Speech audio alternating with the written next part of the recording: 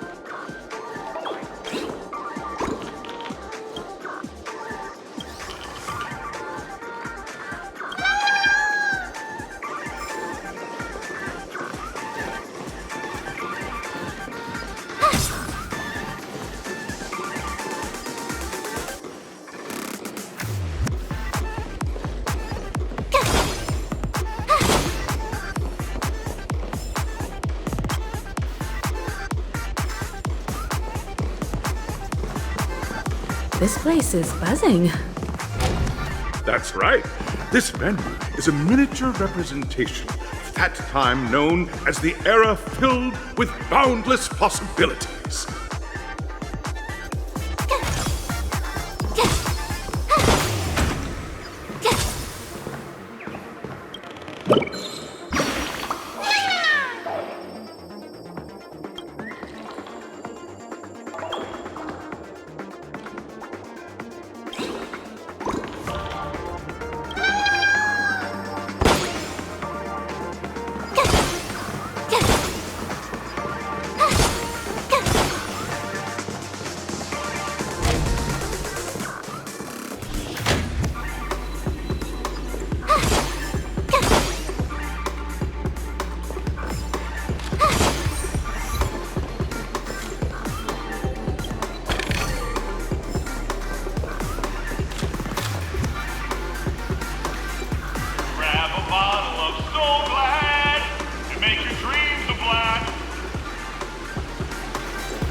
Nameless, your arrival reminds me of the grand occasion when Penacony was first established. I was still a young, bright-eyed lad back then, lured here by the watchmaker's ads, full of zeal and ready to make my first fortune in life. Once, during a particularly grueling day, I passed out and was resuscitated by a drink from Mr. Sousa. That sweet taste has since been etched in my mind, and that was what drove me to create the Soul Glad that we all know and love today. The dream-chasing era was truly a wondrous time. Oh, I miss those days, and the watchmaker. Scorched Sand Hall is my homage to that time of boundless possibilities. I wholeheartedly hope you make it to the finish and emerge as the next superstars of Penacony. Now then, is there anything you'd like to say before the competition officially begins?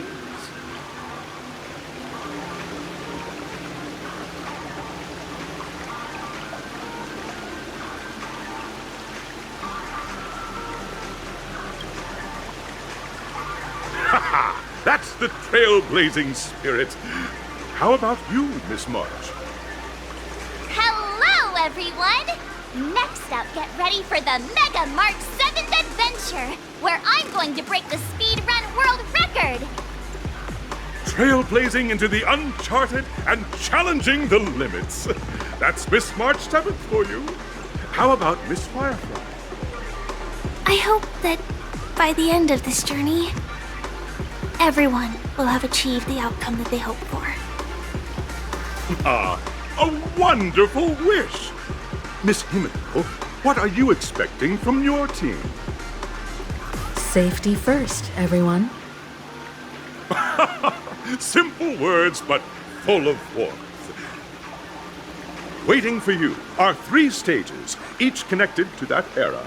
The first 2 stages offer 2 distinct paths to choose from, with unique challenges on each route.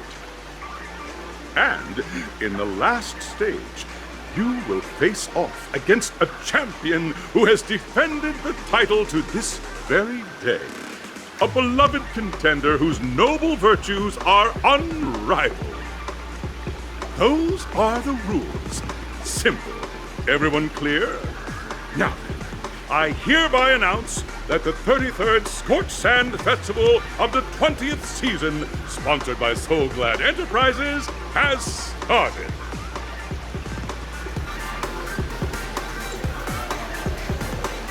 Everyone, as the Charmony Festival is drawing closer, we must reach the end as quickly as possible. Factoring in efficiency and safety, splitting up into 2 groups is the best choice. March and I haven't known Miss Firefly for too long and aren't overly familiar with her. It'd probably be better if the 2 of you paired up. Fine by me. Let's do it. All right. I don't have a problem with that.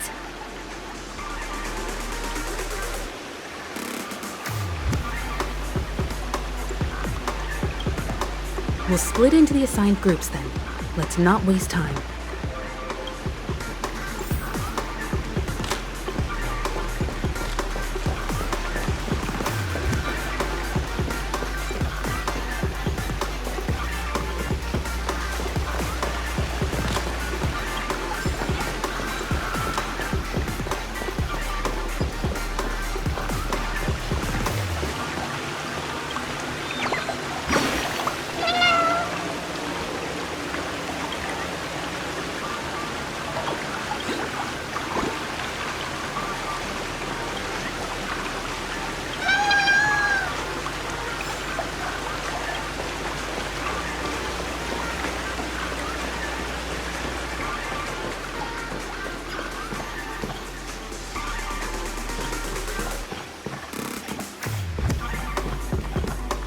Welcome to the first stage of Soul Glad Enterprises' 33rd Scorched Sand Festival of the 20th season, Dream Play Fantasia! In this stage, you can choose between 2 challenges, the School of Acting or School of Action. In the School of Acting challenge, you have to complete 3 performances from 3 scripts and move the panel judges. In the School of Action challenge, you have to defeat 3 groups of enemies convincingly and reach the end. Now, make your choice.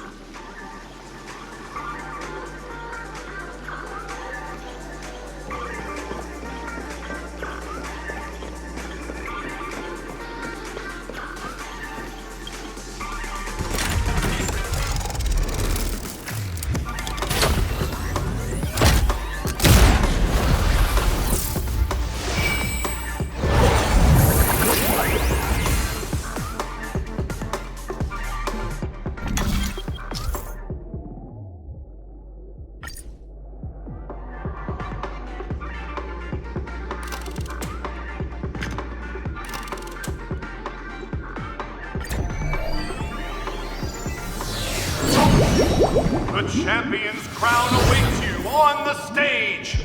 Welcome to the Arena of Action Stars. Please make your way to the stage and vanquish those malevolent scoundrels with your dazzling fighting techniques. The title of Penacony's next big action star awaits you. Competitors, allow me to introduce the rules of this challenge to you. There are a total of 3 stages up ahead, each with their own challenges.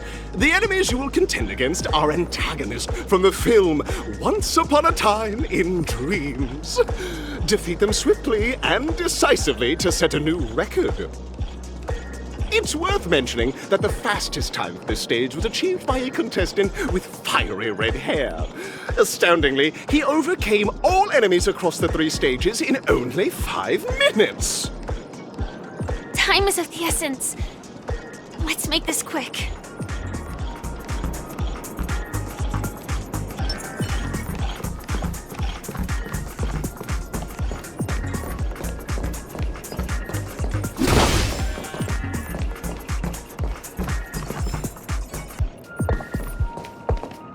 Contestants, you are about to confront the monsters of the primordial dreamscape!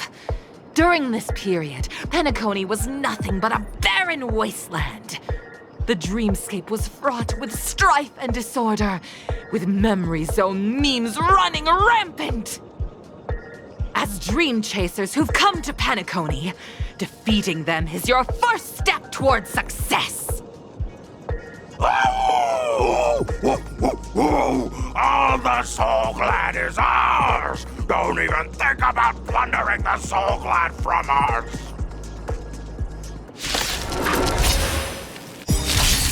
Let's go.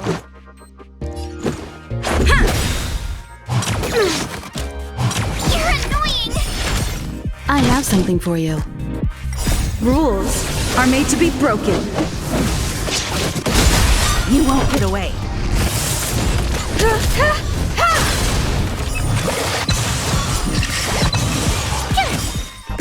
Watch this awesome move!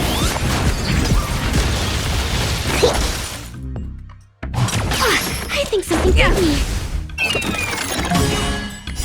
Humanity never conceals its desire to control the heavens, and I'm no exception. Soul Glad! My Soul Glad! Pretty simple. I just hope these tests don't take too long.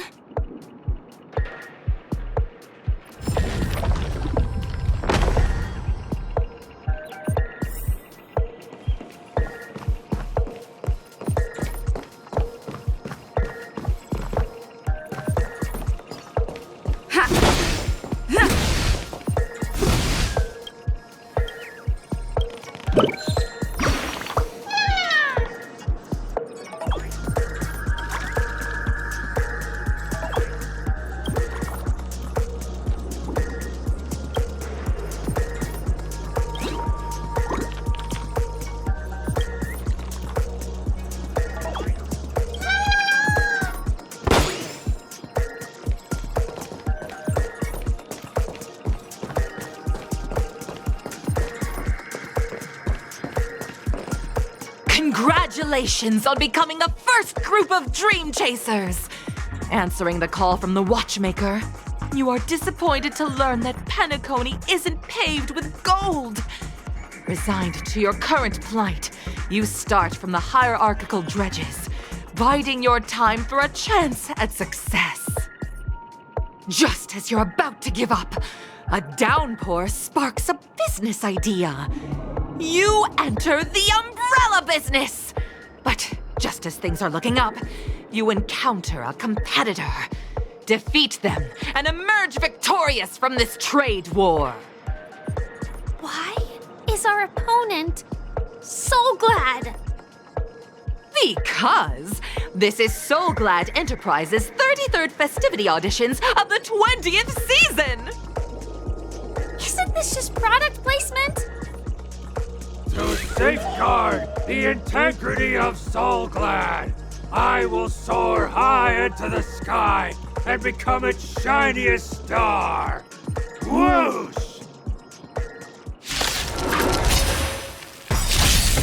Stay alert. Rules are made to be broken.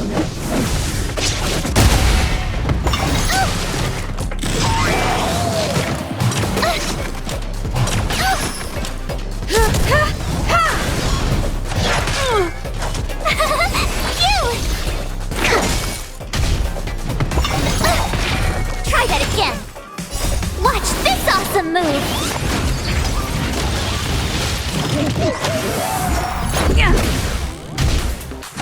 You're annoying!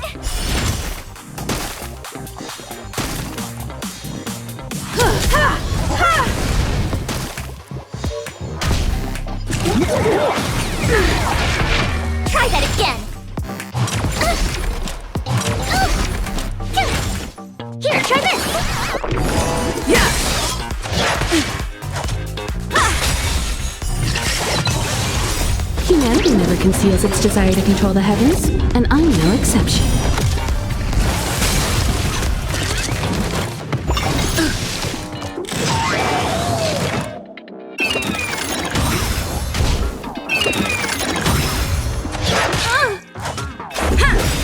You won't get away.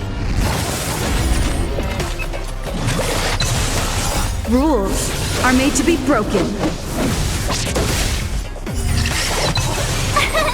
Here! Watch this awesome move! Deep breath!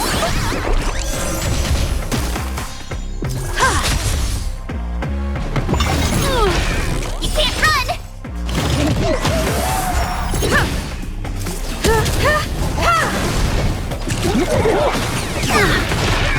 Try that again! Humanity never conceals its desire to control the heavens, and I'm no exception. Yeah!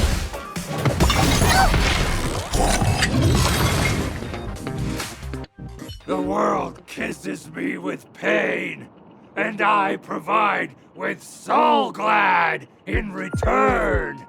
Whoosh!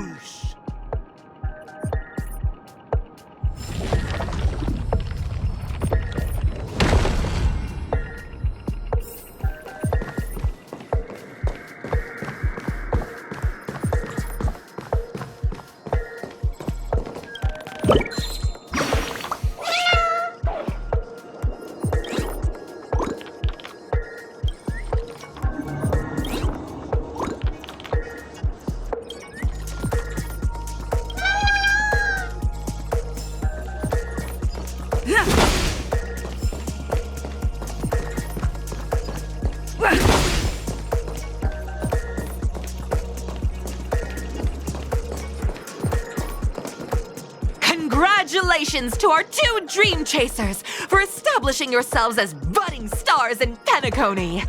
However, now you face a competitor selling at low prices, pushing you to the brink of bankruptcy. No matter how lengthy the battle, you always persevere. Topple this powerful opponent, and the tides will turn, paving a way to success! None will take my Soul Glad away from me. I will use the Transmutation Arcanum to turn into a dinosaur! Roar! Oh, dinosaur! Devour my enemies! Roar! Grab a bottle of Soul Glad and make your dreams a blast! Roar!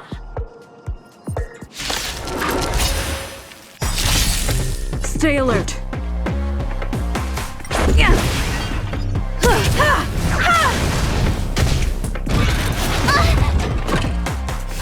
You've got a lot of nerve. It'll take more than that. Rules are made to be broken. Go away! Here, try this! Here! Watch this awesome move!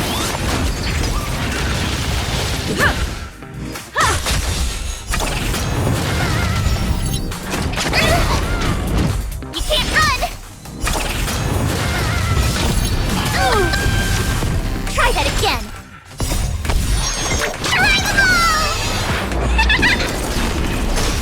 Yeah! Humanity never conceals its desire to control the heavens, and I'm no exception. You can't run! Rules are made to be broken. Watch this awesome move!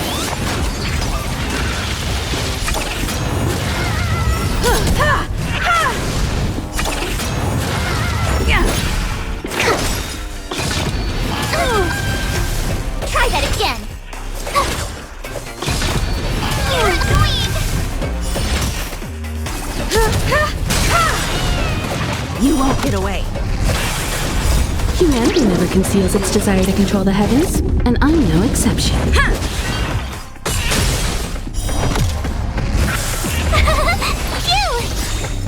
Watch this awesome move! Deep breath!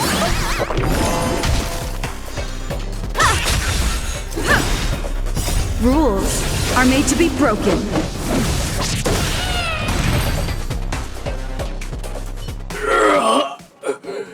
The body withers, but the soul-glad name shall not. Ah!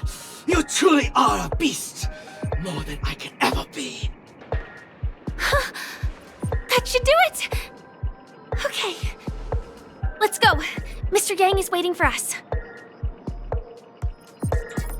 Isn't this fight way off from the actual storyline? Transforming into a dinosaur isn't imaginative enough for you? This is the sort of magic only seen on Penacony. Anyway, let's get back on track. Where were we? Oh, that's right. After an extended battle, you finally emerged victorious! But the companion who journeyed to Penacony with you chose to leave, having lost all hope. In the years that followed, you encountered each other once more on the prosperous streets of Penacony, but dared not call out to one another. Perhaps akin to the lingering regret of every dream chaser. Ah, well done! You brought to life the thrilling action scenes from Once Upon a Time in Dreams with your fighting skills. Looks like we won! Let's hurry up and get to the next stage.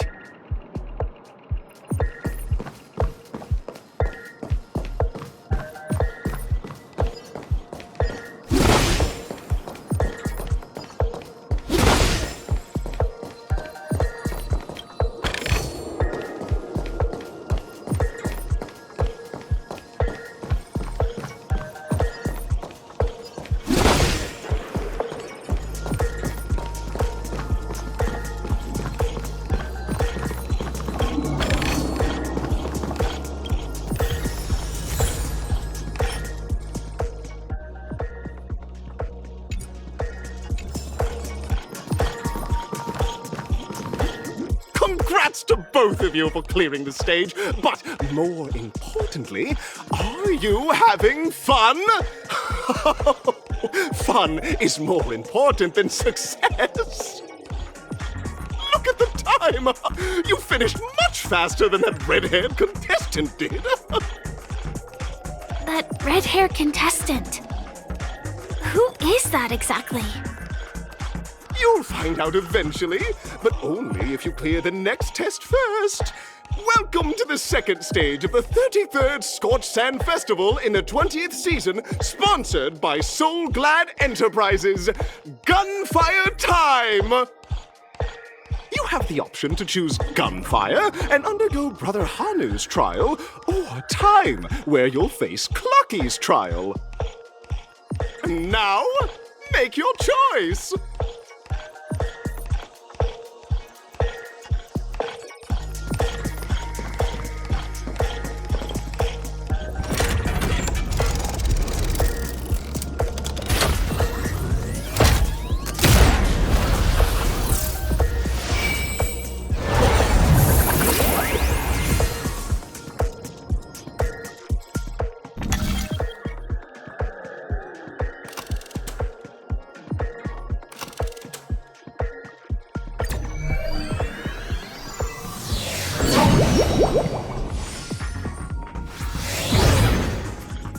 Dear friends, welcome to the enchanting universe created by the Watchmaker. Awaiting you is the morally dubious yet ever charming character from the animated Clocky series, Hanu! It is said that these cartoon characters were inspired by the Watchmaker's own experiences. According to research by Clocky scholars, the original Hanu of reality shared a deep friendship with the Watchmaker, akin to comrades in arms. Enter into the world of Hanu via the TV by the entrance and partake in an enchanting and suspenseful story with him. Good luck in there! If it's a gunfire trial, we should be able to settle this with a fight, right? I hope this won't waste too much of our time.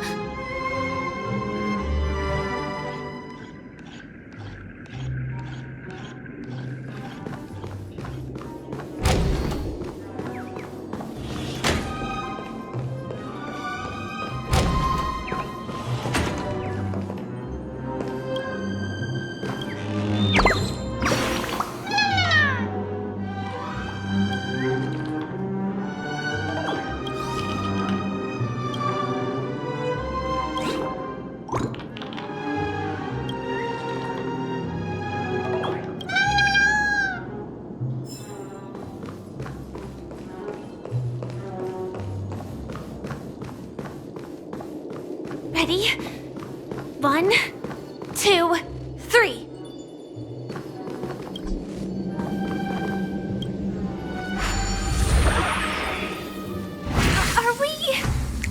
Are we both in control of this Hanu character? Very good! Looks like you've got the hang of it! In this Hanu's Adventure episode, Boss Stone has gathered his battleships for an assault on Dreamville. Old Buzzfly, Cousin Wolf, and Bombhead are all raring to go. The brave Hanu must thwart their advance and protect his home! Alas, Hanu presently is ill-equipped to fend off the malevolent mischief makers, which is why he is preparing to seek out the Puzzle Gentleman's aid. Go forth and speak to him.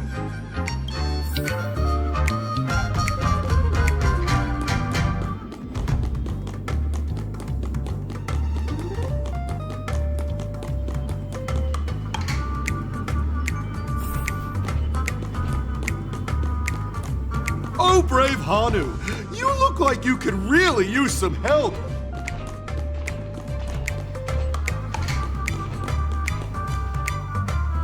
Long time no see, Hanu.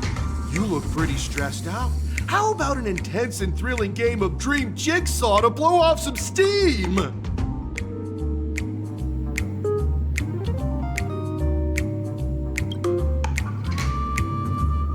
Oh my! Are you telling me that Boss Stone has rallied the villains to seize Dreamville? What a dreadful twist of fate! Listen closely, Hanu. I'm aware you're in need of a suitable weapon. And I also know there's one just upstairs. But you know what?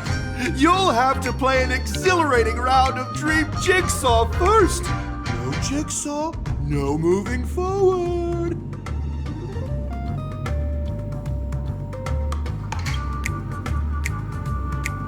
Now scurry along, Hanu, but tread carefully. Two ne'er-do-wells are also eyeing those jigsaw pieces. Either outsmart them with the quick knockout, or ensure they don't catch you in the act. I can't wait to see you finish the Dream Jigsaw. Best of luck, Hanu. Let's stay alert and make sure those monsters don't spot us.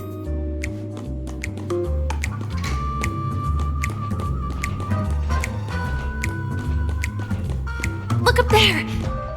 If we can push that thing down, do you think that would do the trick?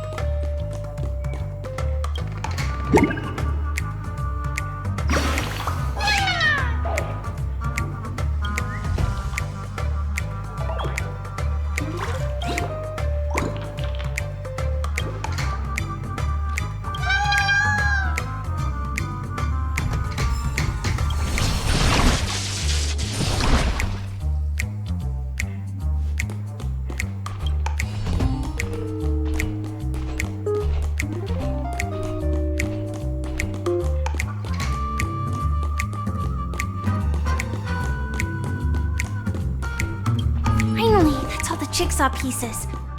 Let's hurry back.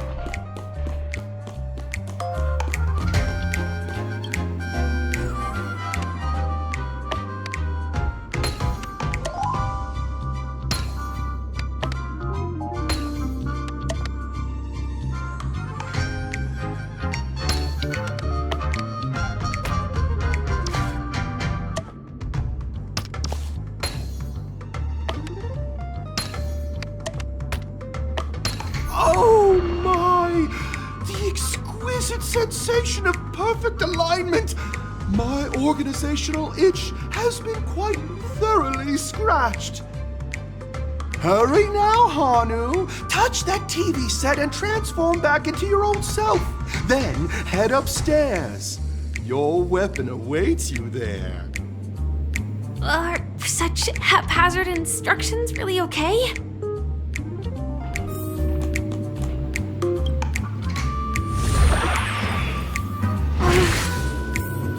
Disconnecting from that thing so suddenly has left me feeling slightly disoriented.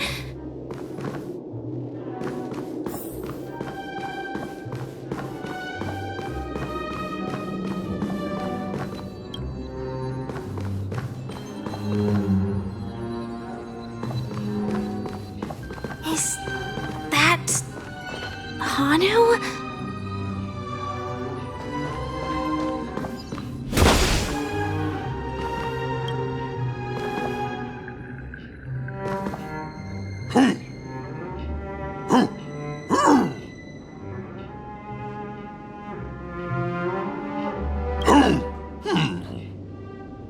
What exactly is he talking about? Tick-tock! It's time for me to make an appearance! Clocky? I can also see him. Is this character part of the show? In Dreamville, Clocky is everywhere and can do anything! Like right now! I can be your translator! Tick-tock!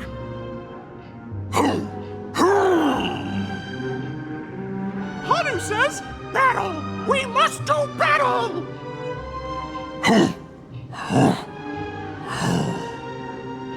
The enemy is at our doorstep, and we have no path of retreat for the future of Dreamville! Touch that suspicious-looking TV right now! So they just jumped inside that TV. Sheesh. Logic in this plot and dialogue is really being pushed to its limits.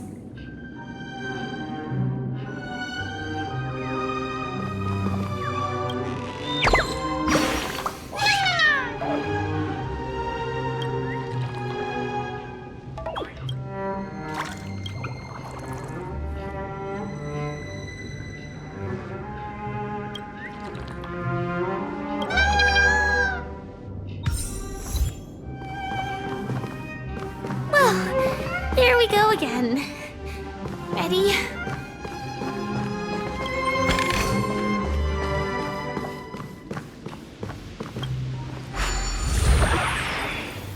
I am gradually getting used to this. Huh. Who knows? I might even be able to perform some high-level moves with Hanu. Oh, did someone say high-level movies just now? That's right, pal. The upcoming script is just exploding with all sorts of high-level shenanigans. Last we saw, Hanu was preparing for battle. Suddenly, he hears heavy footsteps coming from the hallway. The mischief makers have broken into his home. But brave Hanu won't go down without a fight. He instantly sprints for the storage room, ready for a do-or-die showdown against the baddies. But we still don't have any weapons in hand. Guess what? Hanu's favorite bazooka just so happens to be in that storage room. So get a move on. What a coincidentally convenient plot twist. It'd be even more awesome if the organizers allowed me to wear armor.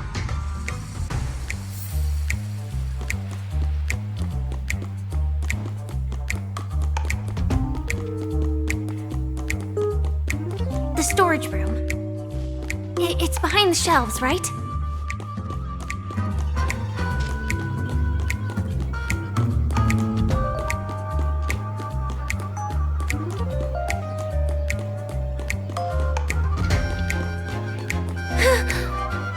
He wasn't lying. There's actually a bazooka here.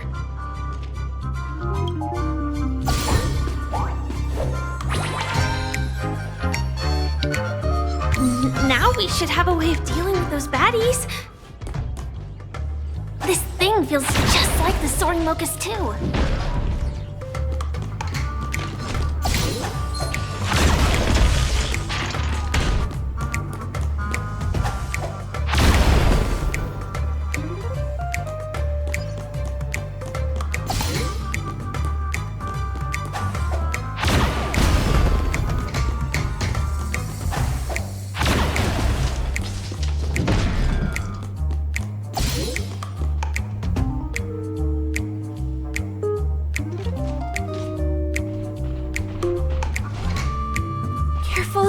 It looks like we've got more company.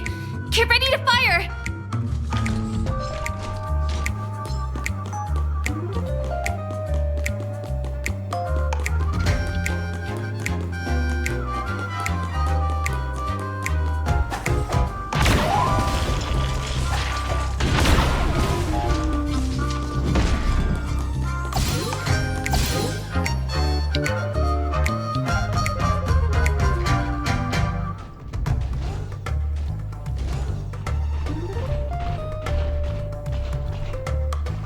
Here we go again. But no big deal. We're pretty handy with this bazooka now.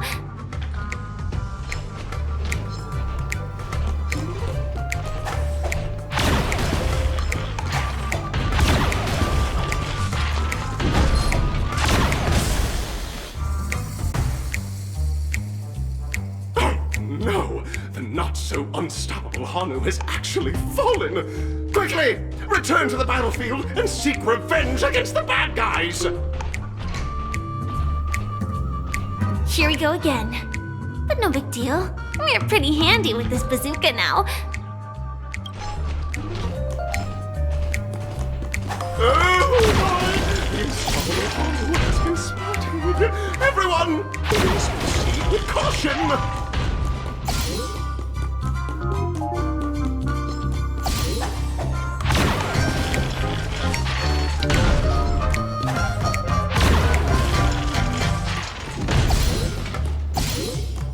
That should be all of them, right?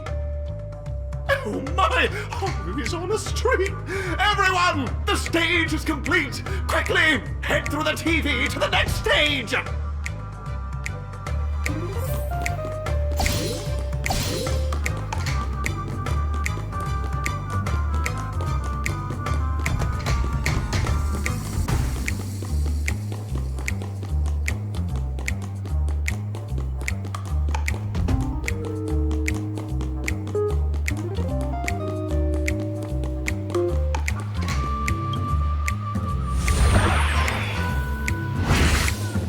Well, that's that. But it is gonna be hard to let go of this bazooka. Never mind. Let's hurry over to the next stage.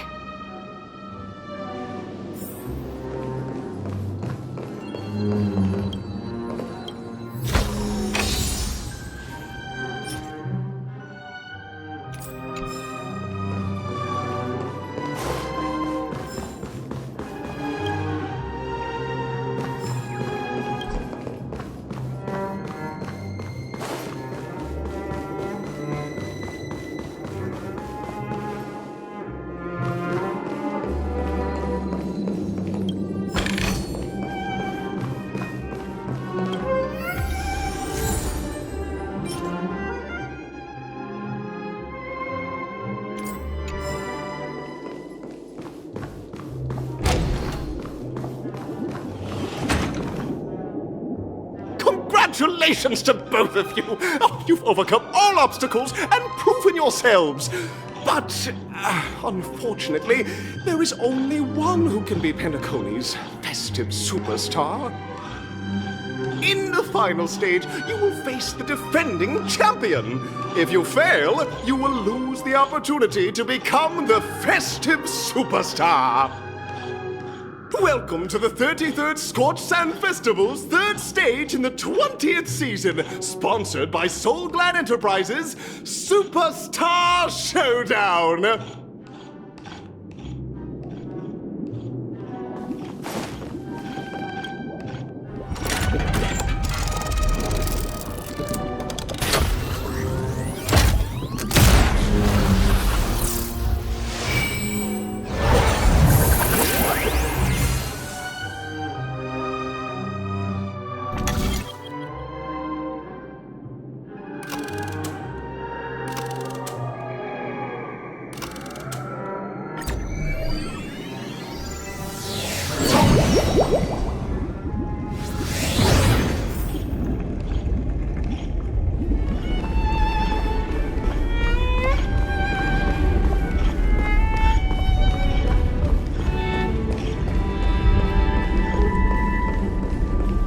No way.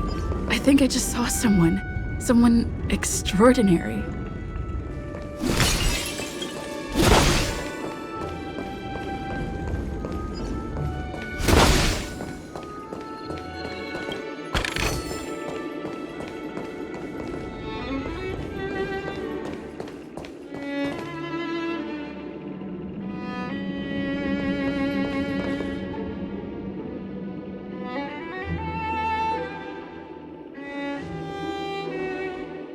Are you a Knight of Beauty?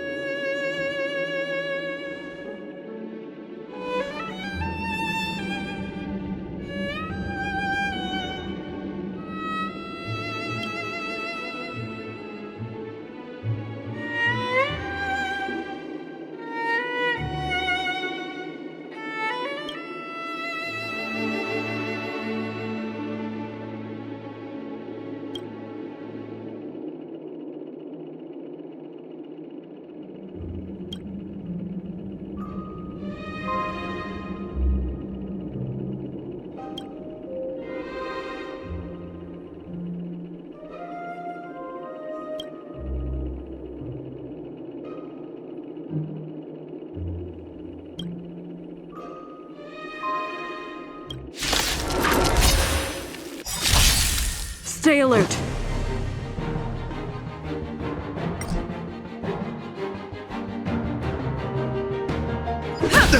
Bear witness to.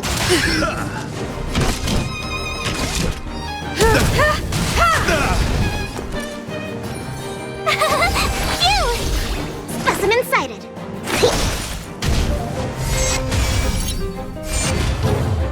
Let's make it quick. You are fighting a gentleman. Put forth all your might. You're annoying! Rules are made to be broken.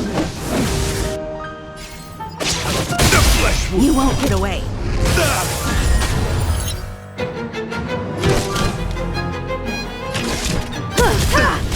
The flesh wound. Pledged on loyalty. Try that again.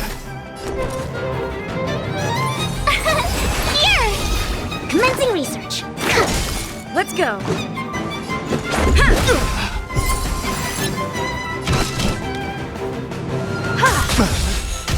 Behold, this symbol of pure Perhaps beauty. you still don't understand. Humanity never conceals its desire to control the heavens, and I'm no exception. You can't run! This is our chance.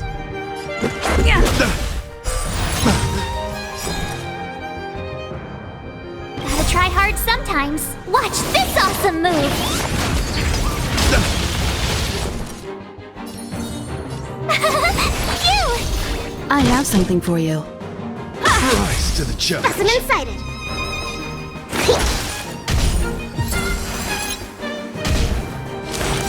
You're annoying! Rules are made to be broken. Confess. Time for an overhaul. Let's make it quick. Rise to the challenge. Here! Commencing research. You can't run! Put forth all your might. Barely felt. Try that again. Rise to the challenge. Let's go. Bear witness to Gotta honor. try hard sometimes. Watch this awesome move!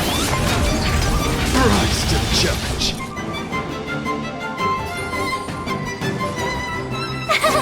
Phew!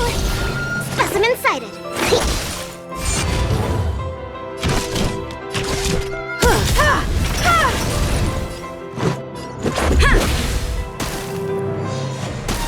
Perhaps you still don't understand. Humanity never conceals its desire to control the heavens, and I'm no exception. Behold, this symbol of pure. Let the duel commence.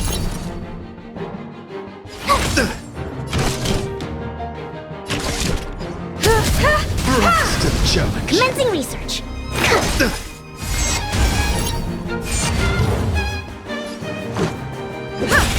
Pledged on You've got a lot of nerve. Rules are made to be broken. The flesh puts forth all your might! You're annoying! Ugh, you can't run! Ugh. Gotta try hard sometimes. Watch this awesome move!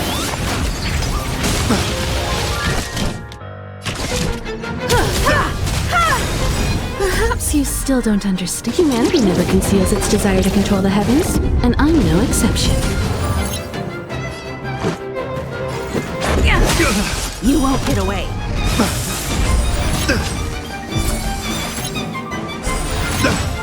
Told ya I could fight. Here! Specimen sighted. Rise to the challenge. Try that again. Put forth all your might! Enemy felt it. You can't run! To travel far away. Much obliged.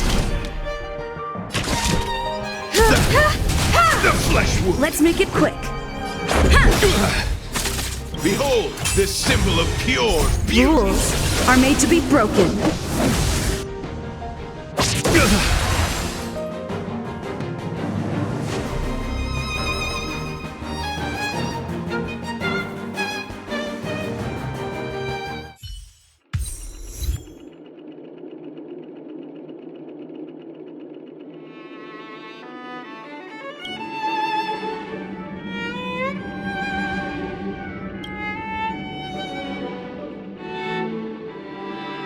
We don't have much time.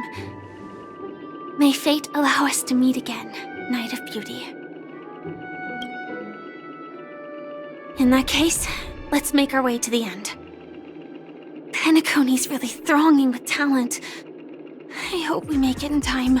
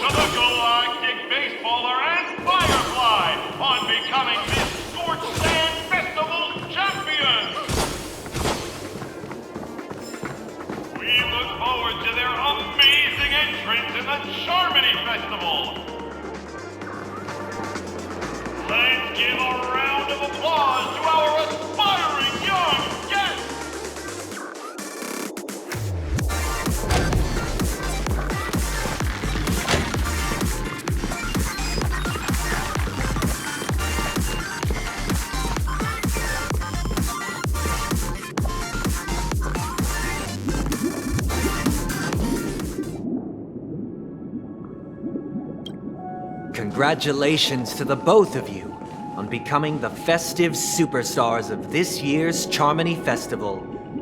Before entering the Grand Theater, I, on behalf of the organizers, extend my sincere congratulations to you, wishing you joy under their radiance.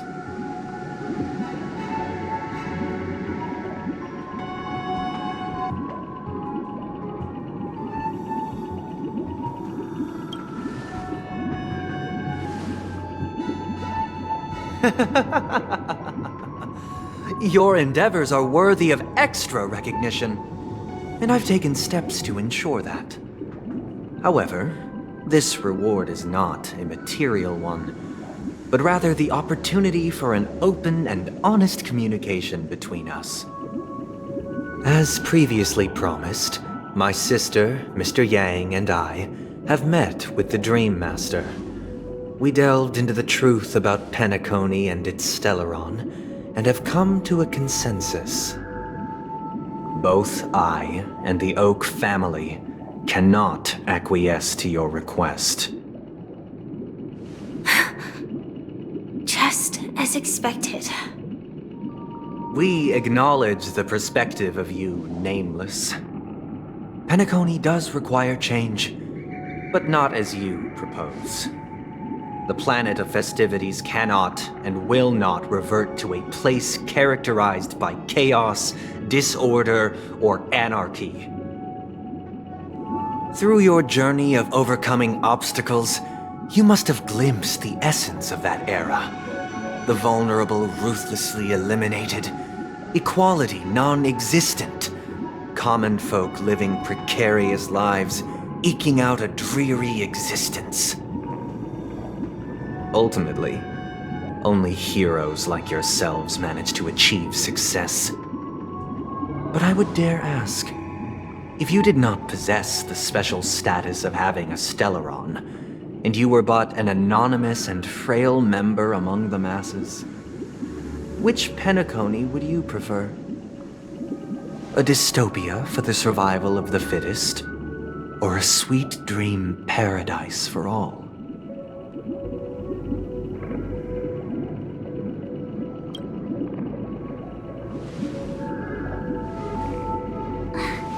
That's not the point! Don't let him mislead you! Mr. Sunday, even if the members of the Oak family can't fully agree on what to do about the Stellaron, now's not exactly the time to be holding an extensive discourse about Penacony's past and future, is it? The Stellaron issue concerns the life and death of everyone on Penacony. If anyone has a better suggestion, the crew is more than willing to listen. Also, it'd be best to tell us the ins and outs of that meeting. This way, we'll at least know what Welt and Miss Robin are dealing with, and the reason why they failed to make our appointment. Ah, Navigator. That is precisely my intention. With all present, let's begin by discussing the details of that meeting. Let's talk about our tribulations and choices, our ideals and beliefs, and our final course of action. The only path to take.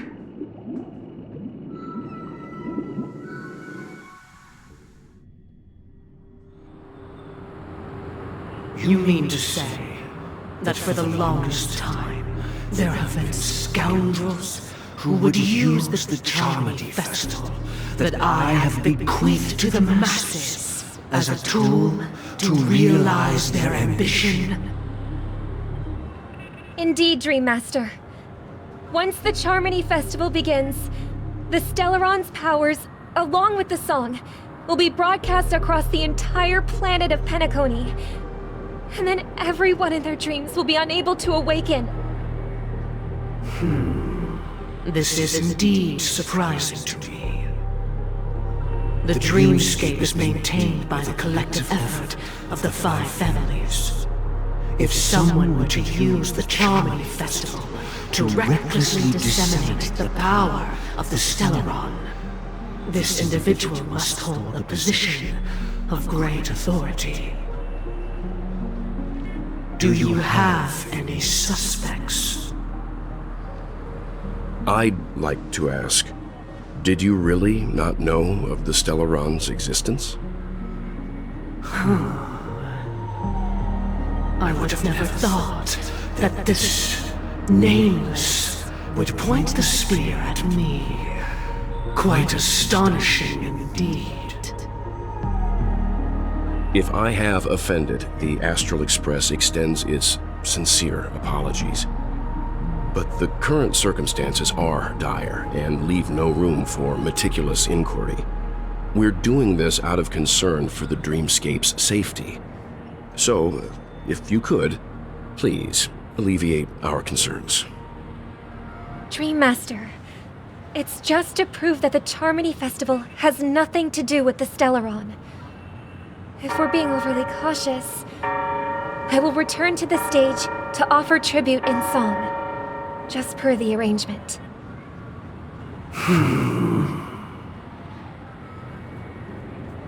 Sunday, Robin. I've watched you two grow up and know your dispositions like the back of my hand. Both of you, right now, can surely be lauded as their most devout advocates. I already know your resolve. The magnitude of this matter is enormous and cannot be taken lightly. Since Mr. Yang has asked with such earnestness, I will personally respond in kind. If there is a need, the entire Oak family will be mobilized to heed your call. Sunday, might I ask you to beseech them to cast their light unto me and question me in their stead, so that no lies may be concealed? I will do as you command. Robin, could I entrust you to be present as a witness, to document the truth, and to proclaim my innocence, so that all slander may be utterly dispelled? I will do as you command. May thy will be carried out on earth, just as it is in the heavens. Oh, triple-faced soul, please sear his tongue and palms with a hot iron, so that he will not be able to fabricate lies and make false vows. Let us begin. There is nothing else to prepare.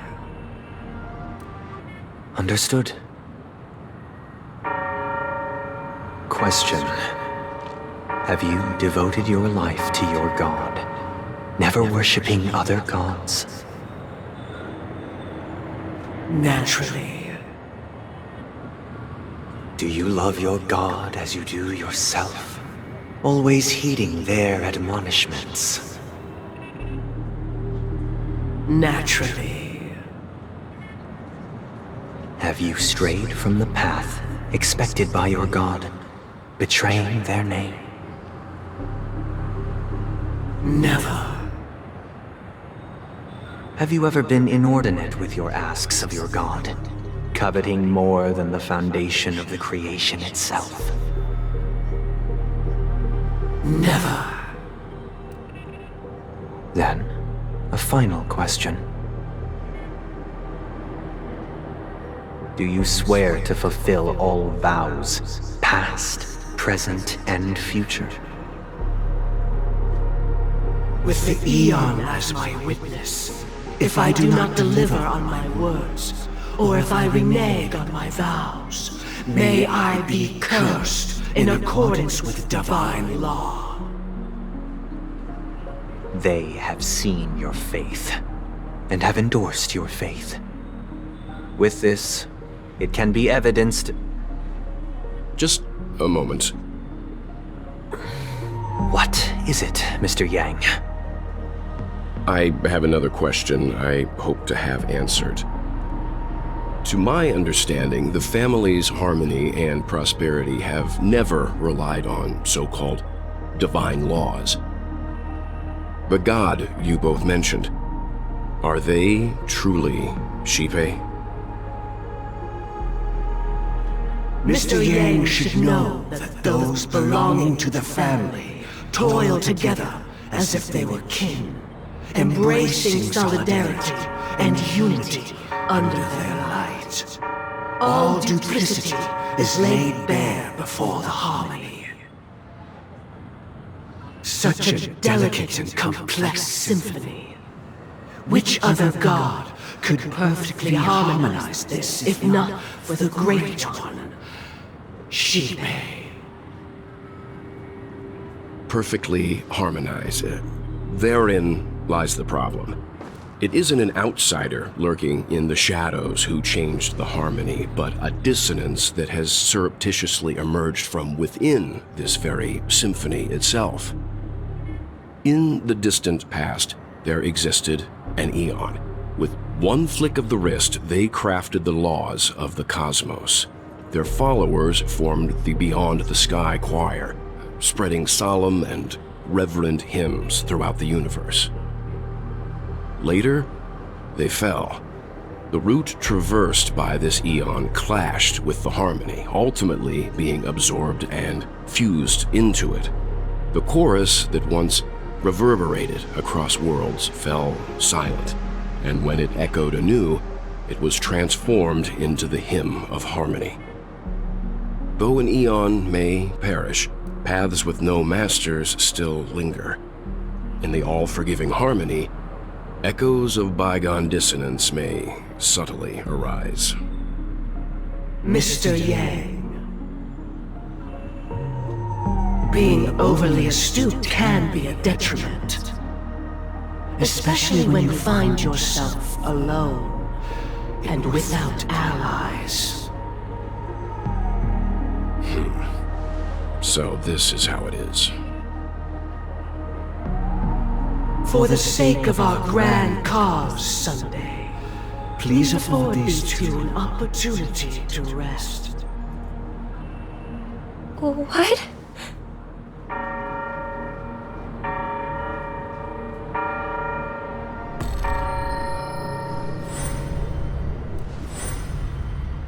Sorry, Robin.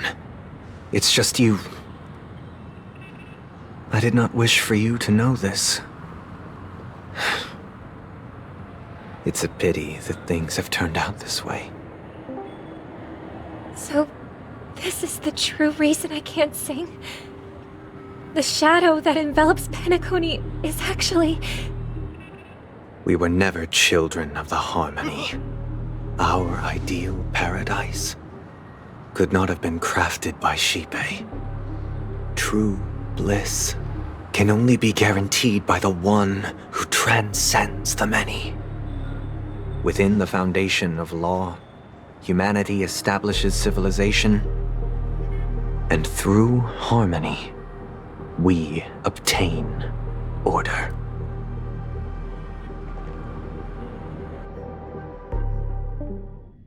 Unbelievable. To think that there would be remnants of the Order on Penacony. What have you done with Mr. Yang and Miss Robin? Don't worry. I just gave them some time alone to ponder their fates. You should know that these actions make you an enemy of the Astral Express. Should we need to stand against the Nameless, it would only be myself and the Oak family involved. But we haven't reached that point yet, have we? Your efforts for the justice of Penacony are evident to everyone, and have been widely observed.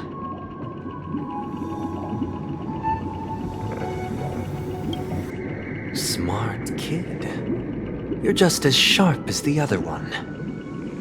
If it is the Order that drove you to imprison Welt and Robin, and you're using them to coerce our compliance, then there'll be no point in entertaining any type of discussion. You're mistaken, Miss Himiko. They are in very safe hands, and just as the family has always proclaimed, no one can be harmed in the dreamscape, least of all in the beautiful new world belonging to the Order. Penacony and the entire universe have witnessed far too much innocent bloodshed. The strong wield their blades against the weak, and the victors push the vanquished to the brink of life. Natural selection.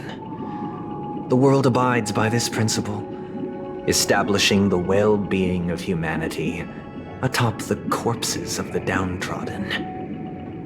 Only we, or rather, I, possess the power to put an end to this farce. So you've decided to resurrect a dead Eon? No one's ever done such a thing. If Miss Himiko is interested, let's draw back the veil and speak candidly. I've always firmly believed that people can understand one another through peaceful means. I'm willing to divulge the unembellished truth as to the intentions of the Order's Pathstriders, so that you will make better judgment for the Astral Express, for Penacony, and for this stretch of the universe. Words can hardly do justice to the beauty of that ideal.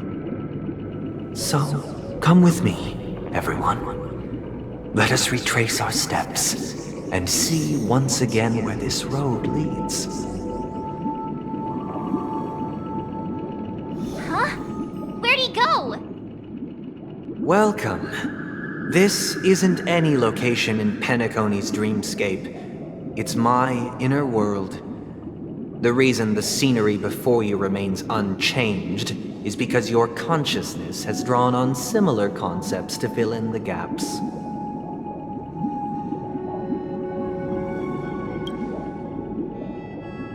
That means... Did you do the same to Welt? It's a tuning process. Stronger in effect and more draining on the mind. The gray-haired guest has experienced it before, so she should understand what it entails. Tuning allows you to intuitively grasp my feelings, which also means that I cannot hide anything from you. Now, everyone, please look at the huge screen. The road we once took begins here. From this point on, you will witness the numerous decisions I've faced. I've selected a portion of these to share with you. I believe after going through similar predicaments, you'll be able to better understand my thoughts. Let's begin. The first decision. A story about a baby bird. This story happened when Robin and I were very young. We were victims of the Stellaron disaster, and the family's Mr. Gopher Wood, who would later become the Dream Master of Penacony, saw that we siblings had no one to turn to and took us in. Later on, Robin and I lived a time with nary a care in the world. One day, after dinner, while my younger sister and I were lounging about in Mr. Gopher Wood's yard, we spotted a fledgling Charmony dove all on its own. That baby bird was tiny. It didn't even have all of its feathers, and it couldn't sing. When we found it, it was already on its last breath, having fallen into a shrub, probably abandoned by its parents. We decided to build a nest for it right there and then.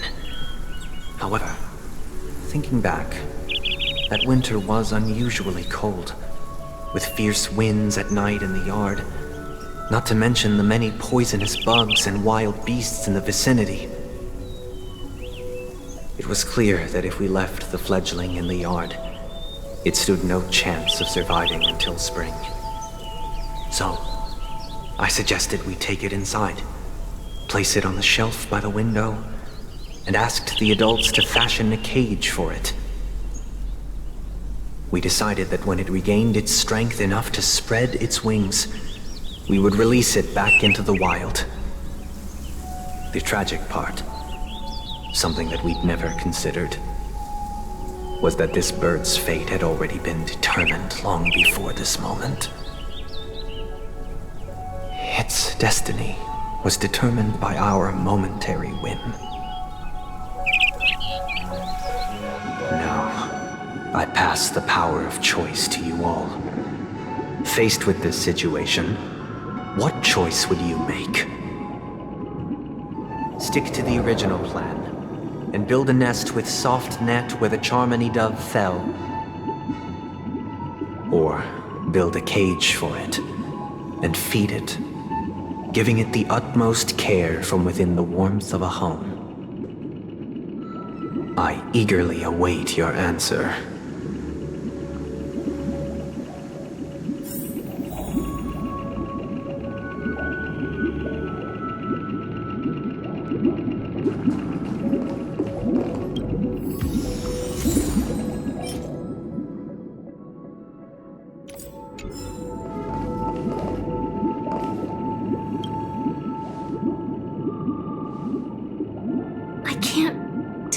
His intentions right now, but based solely on that question, I would probably choose to build that dove a cage. Even if I was gonna release it back into the sky, it'd have to be strong enough to fly first.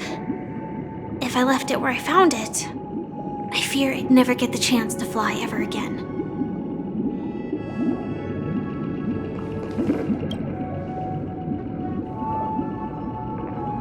It looks like he really has no intention of imprisoning us. If it's just a quiz, I suppose it's fine to humor him. Back to the question. I would personally choose to build the little Charmony Dove a cage. No special reason. I do think that a fledgling should have the right to fly into the sky. But if it can't even live to that point, then there's nothing to talk about to begin with.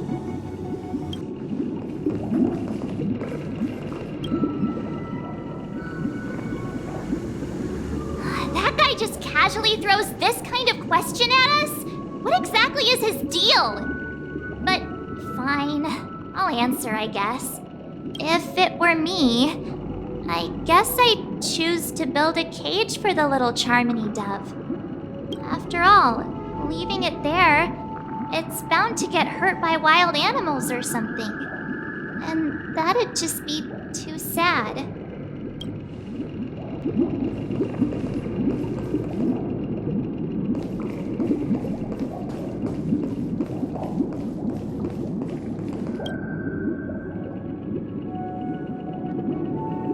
Interesting. Since you've made up your mind, allow me to reveal what fate this choice will bring to the fledgling. From what I've observed, there are at least 3 predators in that yard that prey on small birds. The Vossicle Scorpion, Asdana Wolverine, and the Huntington Winged Snake.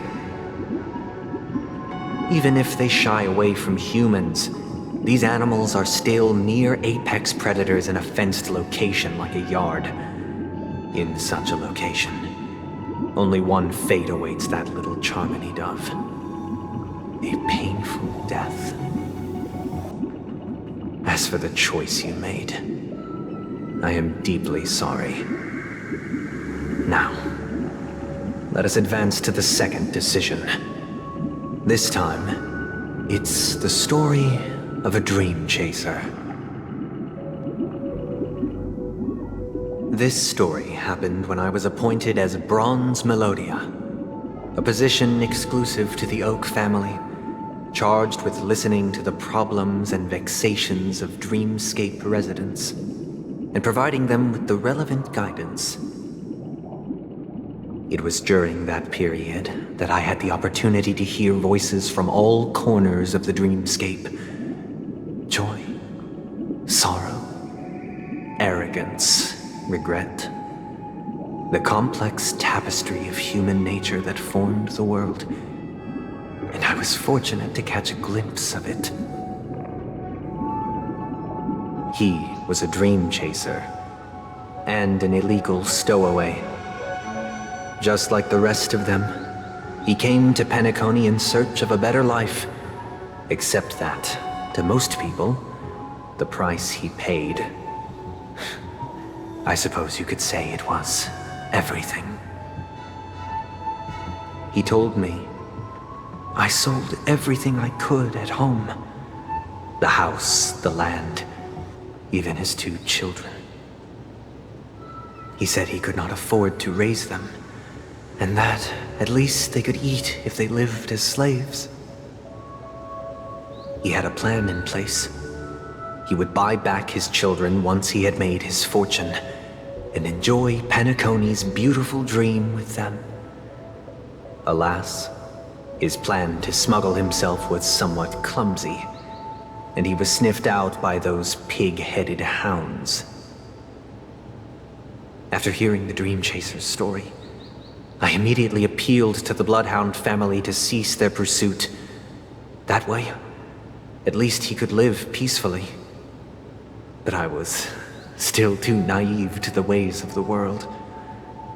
I did not anticipate that what I thought was a kind gesture would later lead to dire consequences. I'll tell you the outcome soon. For now, I'd like you all to make a choice.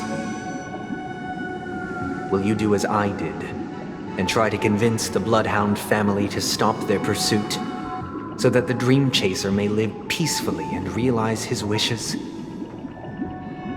Or will you remain silent, leaving him to languish while the hounds are hot on his heels until his inevitable judgment arrives?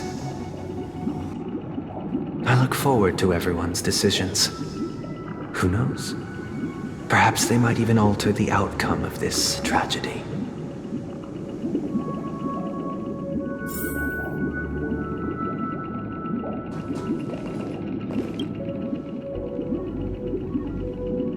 A Dream Chaser story. If I acted out of kindness, I would probably ask the Bloodhounds to stop their pursuit and lend him a hand. But what cruel repercussion would this choice result in? I think Sunday must have been deeply impressed by the limitations of the strong defending the weak through this incident.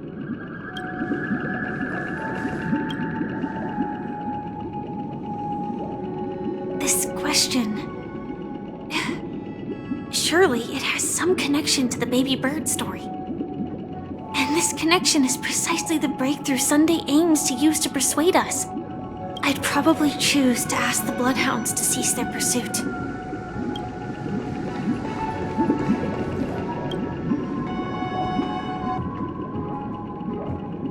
It seems illegal stowaways are really quite common on Penacony.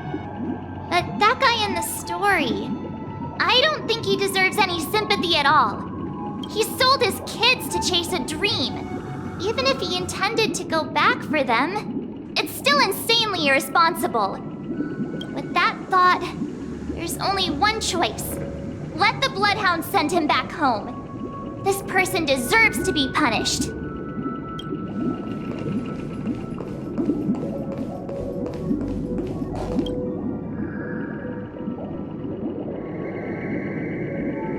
It seems you, like me, are pondering whether a different choice could have led to a better outcome. Sadly, his fate would only be more tragic. Say he never gets caught. He would only die from delirium. The methods with which illegal stowaways enter dreams are unorthodox, not flawless like the hotels. Living in the dreamscape would be a mere pipe dream. Should he be apprehended, could the hounds afford to turn a blind eye? The answer is a definitive no. They couldn't bear the resulting consequences, and thus wouldn't dare extend a helping hand.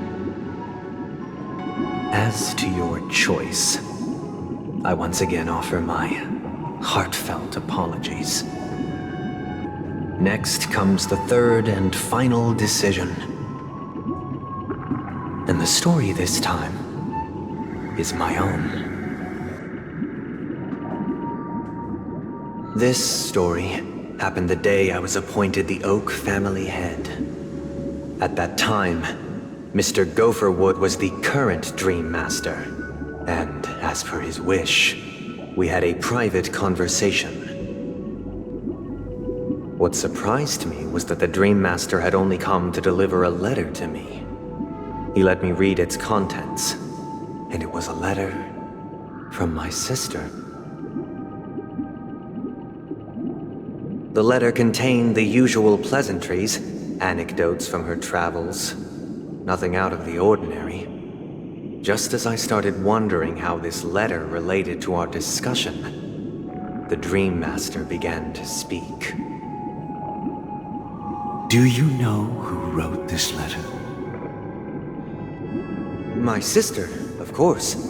But why would you personally visit me to hand me a letter from my sister containing mere trivialities? To help you grasp the full scope of this issue. Do you know where Robin is at this moment? From what the letter indicates, she must be in Caspelina 8, correct? She's touring there right now. Correct. Has she mentioned anything about a stray bullet? stray bullet. What? A war has broken out on that planet.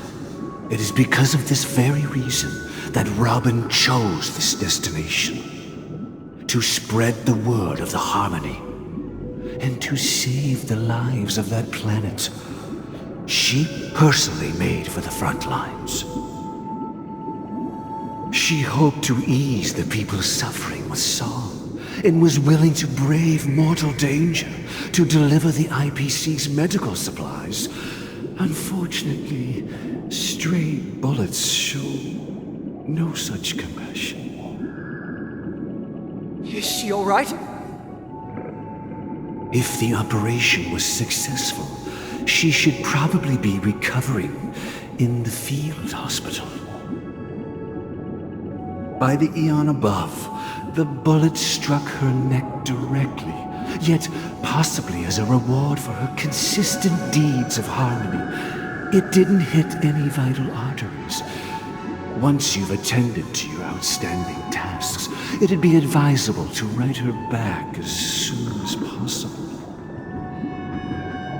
Those damned savages! I'll pack my bags right away. My gratitude for bringing this to my attention, Mr. Gopherwood. Now you understand why she always wears such elaborate neck ornaments, don't you? How could this happen? Miss Robin. It's all in the past, so please don't worry.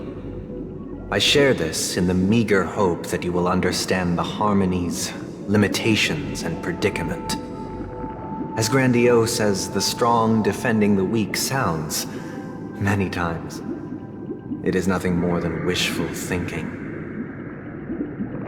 Likewise, I've prepared one last question, one last choice. But rest assured, this choice will not have any grave consequences. Because this is merely a figment of imagination, a nightmare that has haunted me through countless nights. If you ever had the opportunity to make a choice like I did, would you still support Robin's journey on the path of harmony?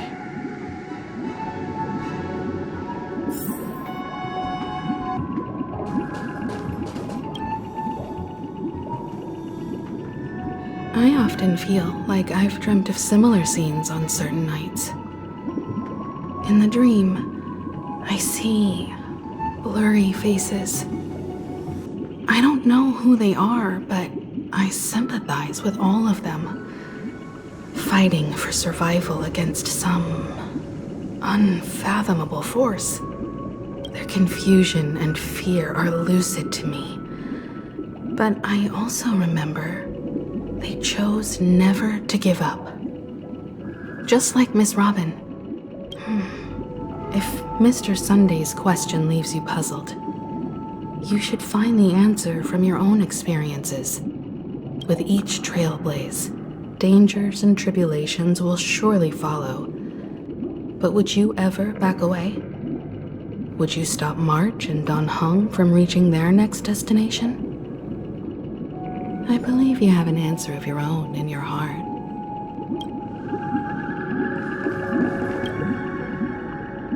Miss Robin's courage is admirable.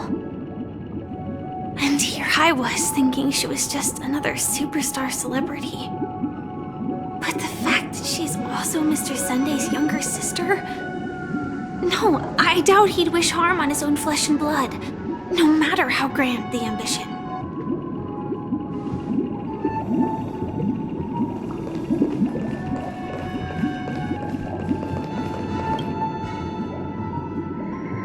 Can't believe that happened to Miss Robin.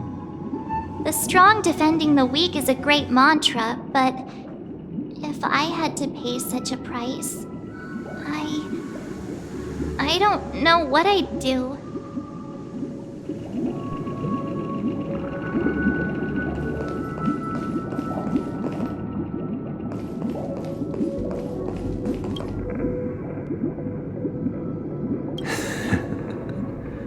I see. am now aware of everyone's stances. Raising these questions merely serves to illustrate one point. The plight of Penacony cannot be salvaged by the Harmony. The true foundation for a sweet dream paradise can only be established through the Order, where the strong govern the weak. I know the suffering of being tormented, the turmoil of losing your way, how sorrow and even despair set in when matters don't work out. All of this causes me unending pain, because this is not what happiness is at all. We must teach the weak how to live a happy life. And this life isn't some noble propriety that the upper crust preaches, but in definitive terms, a way of survival that belongs to everyone. So what is your definition of living a happy life? Good question. Human consciousness is fundamentally an illusion, a cage known as self-worth. People lured in by this illusion make mistakes, yet still ask that external influences bear the burden. When one mistake after the next permeates the masses, they become impossible to trace. Thus, the amassing of these individual cages culminate to form a prison, a place dictated only by the rule of survival of the fittest. Nature is always accompanied by predation and sacrifice. Its antithesis is known as order.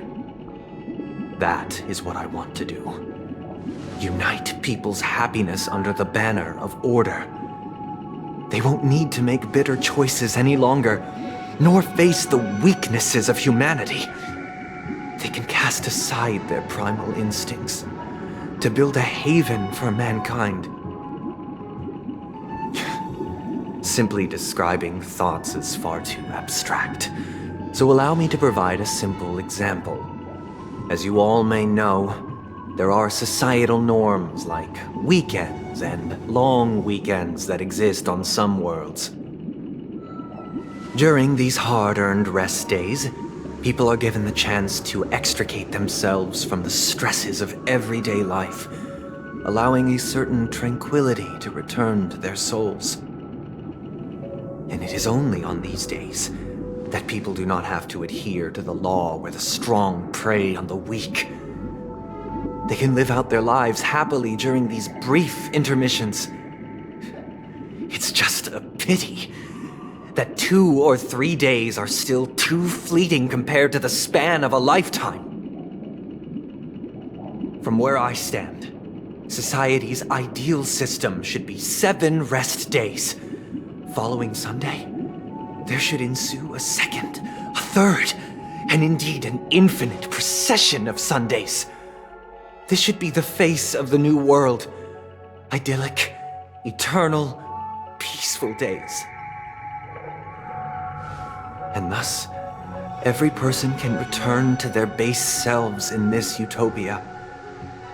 Some gaze in reverence at the stars, pouring their whole beings into calculating the distance between us and the isolated world of Pagana. Meanwhile, some seek refuge in quiet corners, holding one another, unencumbered by the chains of unwelcome obligations. There would be no need to bear the hardships of reality. Only in this way can humanity face the inevitable end with the purest of spirit, living a life of dignity. This is what it is to live in bliss. Miss Firefly, you who are stricken with entropy loss syndrome, you of all would surely understand this.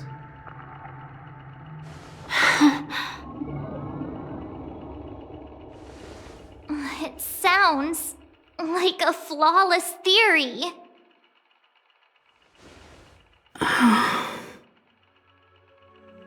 But what is the price to attain all this?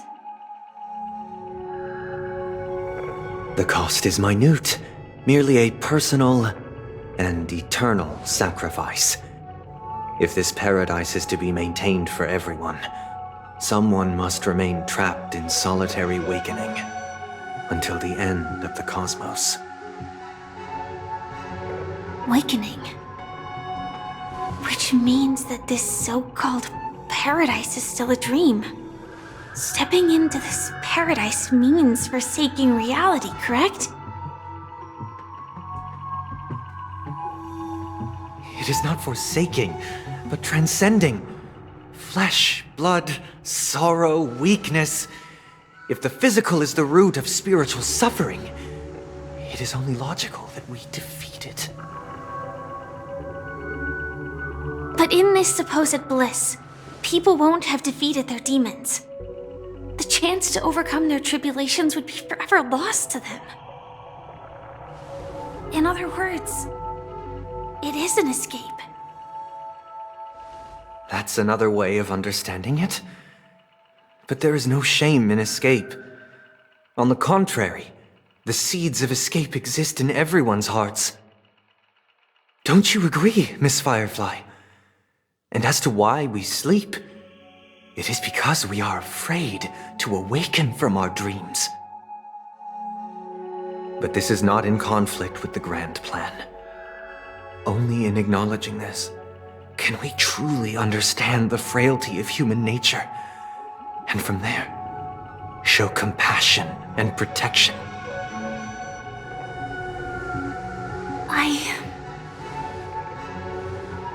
I admit that you are a born leader. Your perspective on humanity brims with pessimism. Yet you express compassion for all, even when your heart pities them. But unlike you, I live for the self. From my perspective, individuals making choices for themselves is their birthright. The want to escape may be innate in the weak. But whether they are weak or not, it is not up to another to decide. Perhaps in your mind, you also view me as weak?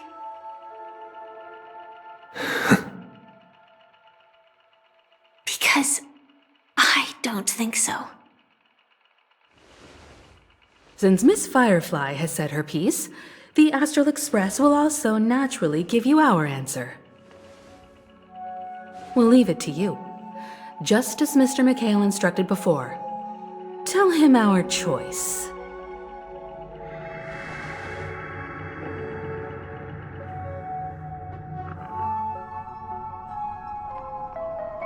What is this place? Does this place ring any bells, Misha? I don't know, but I feel a sense of déjà vu. What is this place? It's the realm within a dream bubble. This was left to the Astral Express by a nameless, but weirdly, when we entered it, it was completely empty. Dr. Edward from the Dreamscape sales store told me that dreams are formed from memories, and a dream bubble can't take shape if its core is empty. So I thought you might be able to help us in unraveling this mystery, Misha. As a hotel doorman, you know Penacony best among us. I don't know much about dream bubbles, but if you want to figure out what this mansion is, I'll do my best. I'm counting on you then. Himeko, I still don't get it. Why were you so sure that Misha had a connection with this dream bubble? I wasn't sure. It was just a hunch. But since Misha feels familiar with this place, my hunch might be correct.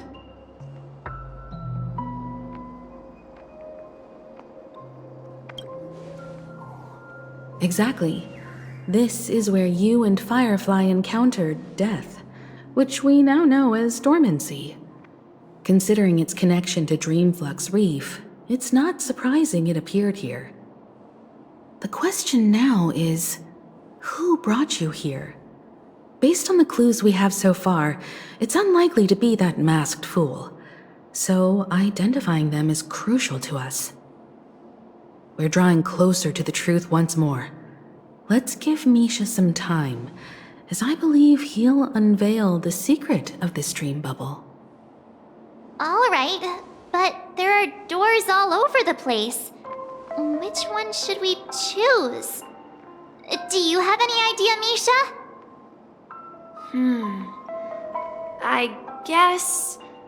maybe this way?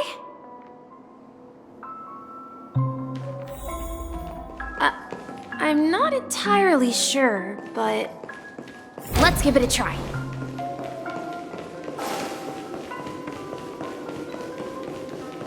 Wait, you managed to choose the right door on your... Weird.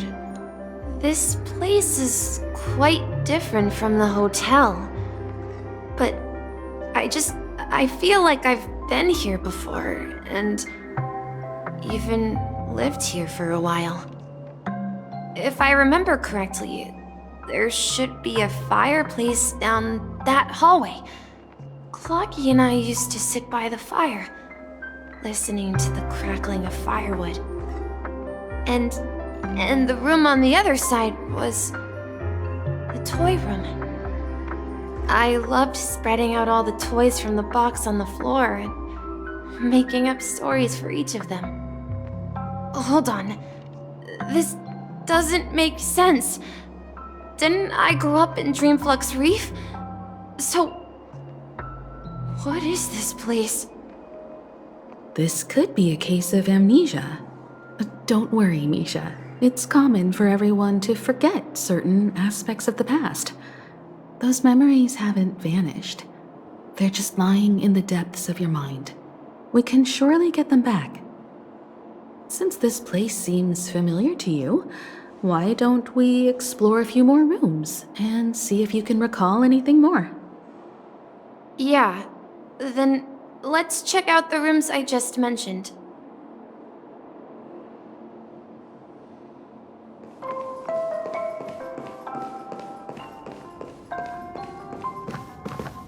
Mikhail, that's the name. Now we all know him as the Watchmaker. So, who is he talking to? Do you know anything about it, Misha? I'm sorry, I don't know much about the Watchmaker. But, Mikhail... Anything special about that name? Mikhail is Grandpa's name. Grandpa? Do you mean you're the Watchmaker's grandson? But we haven't heard anything about the Watchmaker having descendants. And the name Mikhail is not rare. Perhaps it's merely a coincidence. Could you tell us more about your grandpa, Mikhail? Yeah, sure. He was a seafarer who fearlessly ventured into mysterious seas and storms. He was always on the sea and had lots of friends who accompanied him on his travels. He didn't want me to call him Grandpa because that would make him sound old. He believed he was still young. The name Mikhail was given to him by his parents, Mihaly and Elise, both renowned seafarers. Every time he came back, he'd share his logbook with me and tell me about his adventures at sea. I want to become a great adventurer, just like him. It appears that the seafarer has nothing to do with the Watchmaker. So, perhaps it's just a coincidence? So, where is your grandpa now? He went off on a new journey, and it's been quite a while since I last saw him. So, where has Clocky gone? Did he leave to protect Dreamville?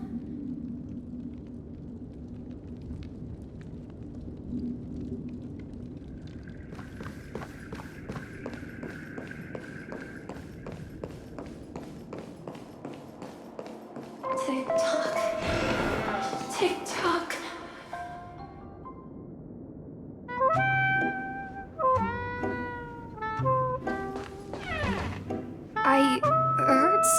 noises from the room. Origami Bird? That's a friend of mine. You and Origami Bird are friends? Yeah. It's a member of the Compass crew, just like Clocky and Miss Mirror. And there's more than just one Origami Bird. They are a big family with lots of brothers and sisters who look the same. They follow Miss Mirror's orders and handle all sorts of jobs on the ship. They're the best sailors. Sailors? Can origami birds be sailors? Could you tell us more about the compass, Misha? The Compass is a ship bound for the New World. Clocky and his partners travel through layers of fog to the depths of the sea. Whenever there is danger, Clocky will use a compass and guide the ship in the right direction. That's a great story. But in the Penacony cartoon, Clocky and his partners have always lived in Dreamville and never ventured out, right? Huh? Oh, that does seem to be the case. Weird. I clearly remember Clocky arrived in the New World in the end. Perhaps Clocky has a hidden past. I think I hear the sound of water. You once mentioned there's a magnificent fountain up ahead.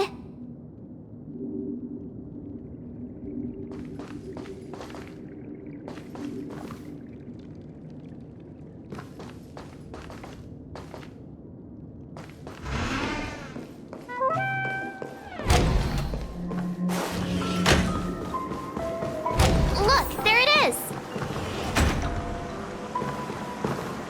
The water resembles a precious jewel embedded in the dreams of all seafarers. Every time I gaze at the shimmering lights beneath the waves, it feels as though I'm back in this place, standing by your side. Have you recalled anything, Misha? Yeah, I saw these sentences in Grandpa's logbook.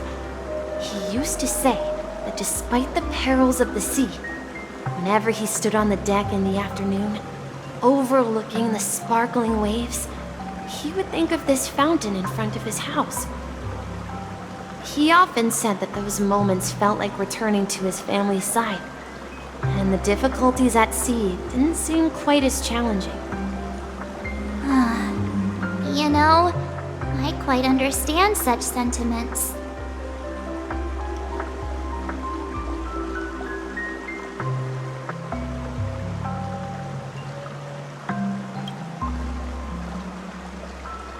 Hey, don't tease! I was just being a bit sentimental.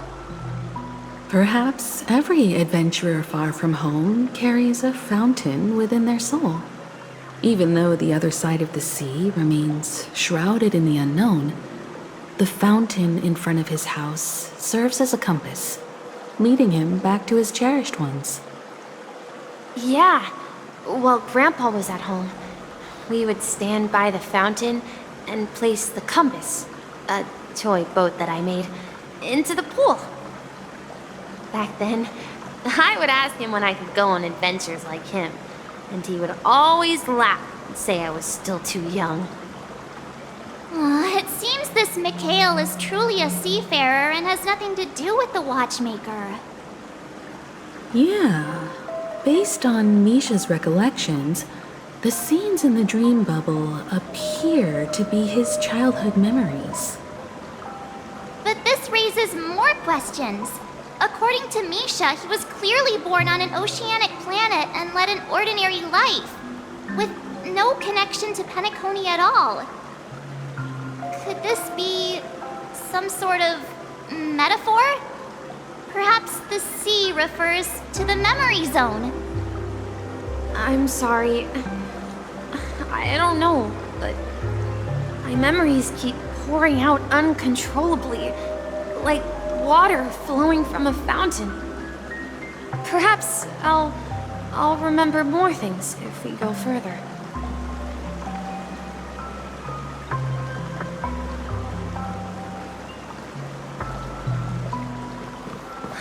wish to share your burden.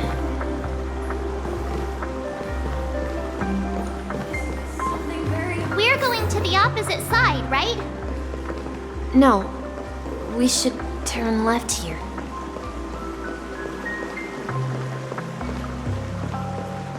Huh? Something feels different about this place. This is it. I remember this corridor. Up ahead is... Grandpa's study. It was in that room that I saw him the last time. Nice to see you, Summers!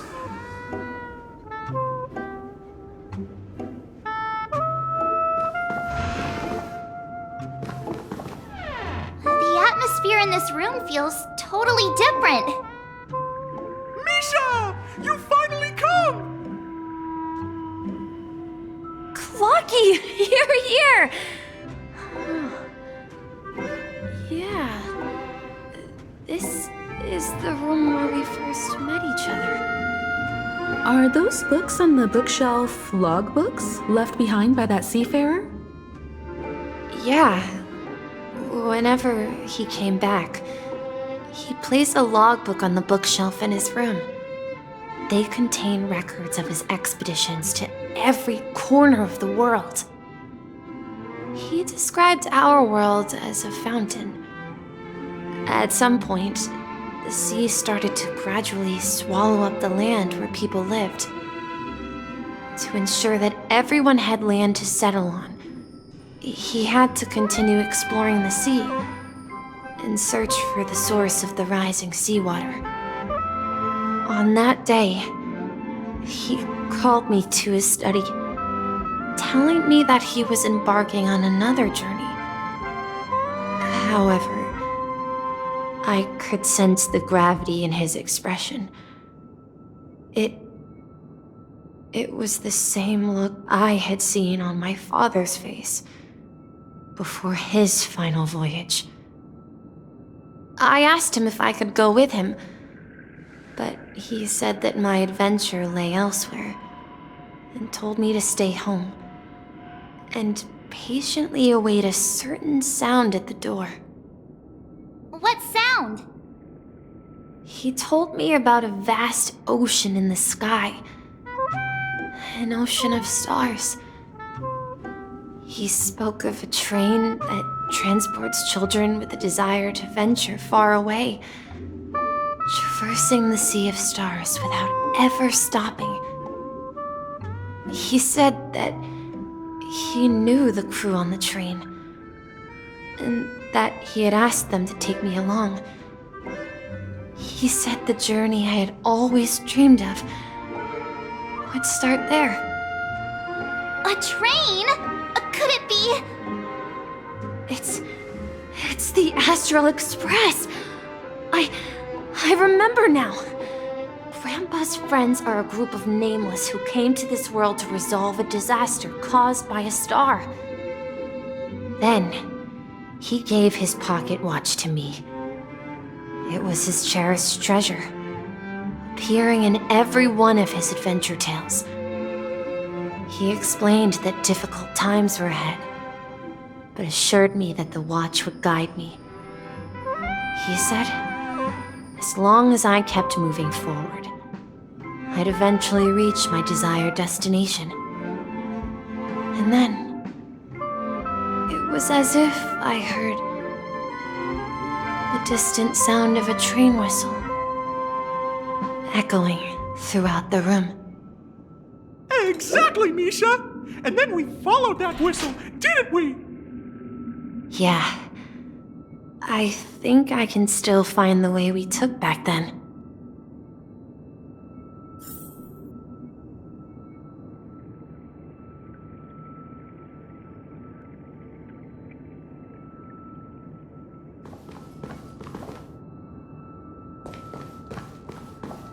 This is the dream jigsaw, right? So we're supposed to find the exit. But where can we find the last piece? Do you remember? You said you obtained a mysterious shard when you stumbled into this place. Hey, the shape seems to match. So this shard is also connected to Misha? Looks like we're just one step from revealing the truth. Let's get to the other side and investigate.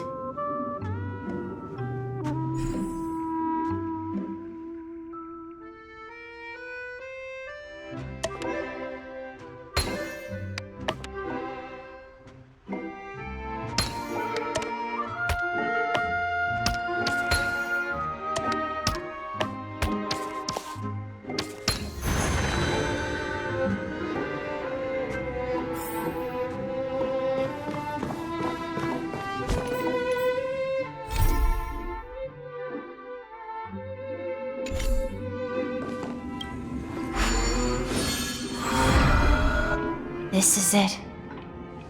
This is my room of clocks. While I spent my time waiting for Grandpa to return from his voyage, Walter gave me this workshop, and it became my secret base. Here, I learned how to repair clockworking gears out of my fondness of precision mechanics. In my dreams, I was the captain of the compass, embarking on adventures with my companions, Clocky and Miss Mirror, in search of the new world. I was born and raised here. So, this building in the dream bubble is your childhood home? Yes, but not exactly. To be more precise, this dream bubble itself is my home. Looks like you've remembered everything now. Wait. Why does it feel like everyone else knows something I don't?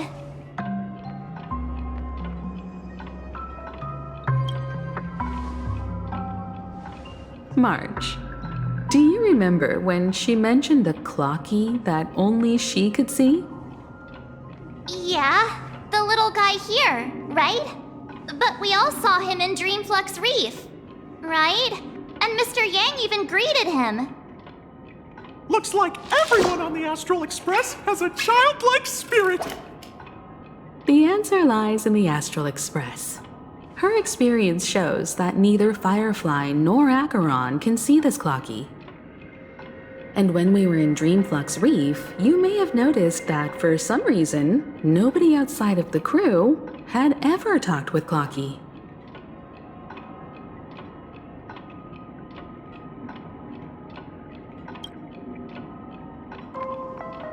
A mimetic life that can only be seen by a select few. It's just like a hidden message left by someone for the nameless. But Misha can see Clocky too, right? They even grew up together. But Misha hasn't started the way of the Trailblaze yet. That's the key to the mystery, March.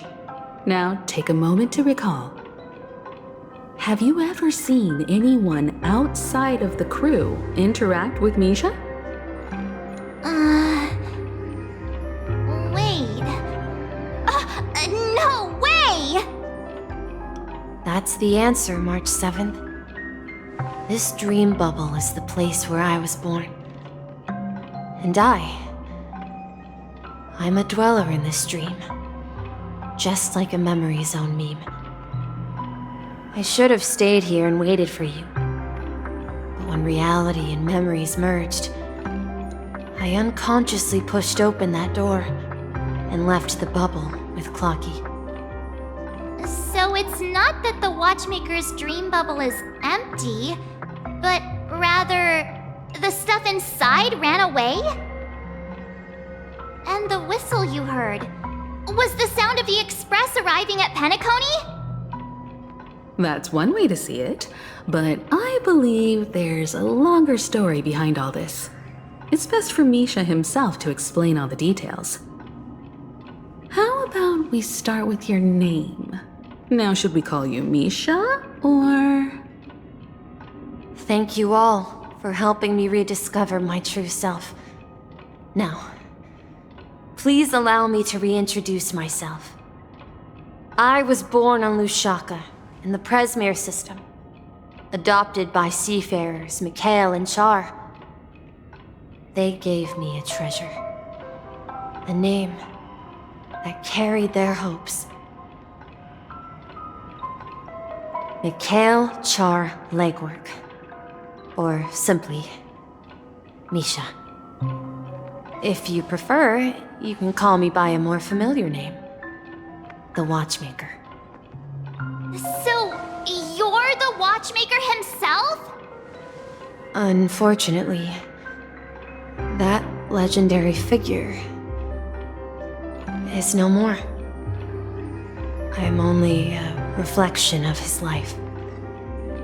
As for the child who has been with you, he's the innocent protagonist of Misha's childhood dream. Friend of Clocky, a young apprentice, and a future mechanic on the Express. And this also marks the beginning of his journey, devoted to the Trailblaze. At the end of the journey, I left this little flame, which I so cherished, in my deepest dreams, hoping to pass it on to the nameless of future generations. However, he somehow left the dream bubble and forgot all about his task. I apologize for all the confusion this caused. Because he was born with a desire to trailblaze, wasn't he? I don't think Misha has forgotten his role as a guide. He remembered it, and that's why he mistakenly appeared as a hotel doorman in her dream from the very beginning. The one who brought our unconscious friend here must have been Misha. If that's the case, we encountered the Watchmaker's legacy from the beginning, didn't we? Well, I have a sarcastic friend who says I always take big detours and end up back where I started. Perhaps that's what every nameless has to go through. But in the end, you found me. I'm sure you're all wondering what my legacy is. I believe my hound has mentioned the Stellaron and my wealth. If I may apologize, the Stellaron part is real. As for my wealth, however, it's nothing more than a baseless rumor. I left my homeland as a child and embarked on the journey of Trailblaze. I traveled to various planets until finally reaching Esdana, where my friends and I built the original Penacony and fought for its future ever since. I've been moving forward all my life, doing what I could to overcome the obstacles in my path. But ultimately, my journey reached its end, and I left behind no possessions worth entrusting. So, if you ask what's left within this worn-out train engine that can be called a legacy, I suppose it's the things that are still burning in the engine's furnace. Now that you're well aware of the current situation of Penacony, I certainly hope that you'll help me get this world back on track. But I'll leave that decision to you, for the path of Trailblaze is never paved by others. All I have for you is a story and two gifts. I want to give you my pocket watch. It has accompanied me throughout my long journey, guiding that naive child forward, and has been blessed with the presence of so many great people up to this day. And my hat, too. The one who navigated for me placed it on my head and planted a fanciful thought in my mind. The Trailblazing expedition will never end. Now, it's time for you to make your choice. Once you've made up your mind, open that door and enter the long dream of an old man. I'll be waiting for you at the end of this corridor of time. All right, everyone, let's make a decision. Although I don't think anyone will have any objections.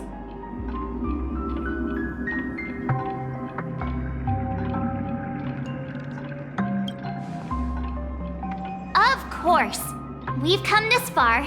Surely there's no other option than moving forward. In that case, it's unanimous. Then let's proceed together to the end of this stream and tell Mikhail our decision.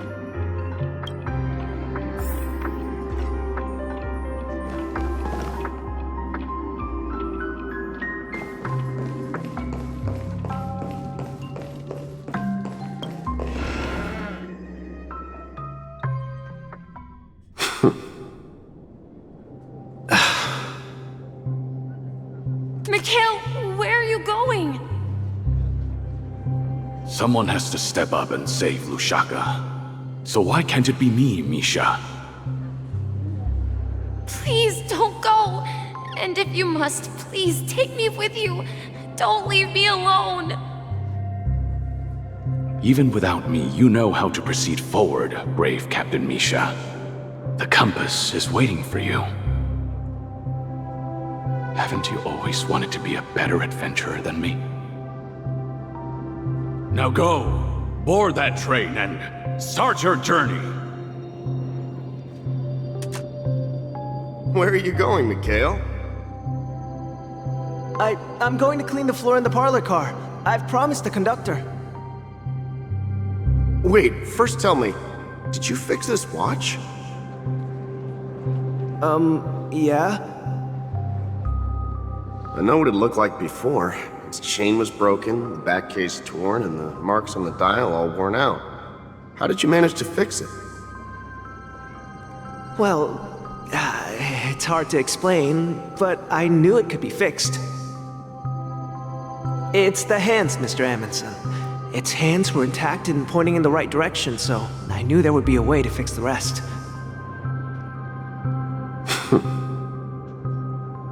I see.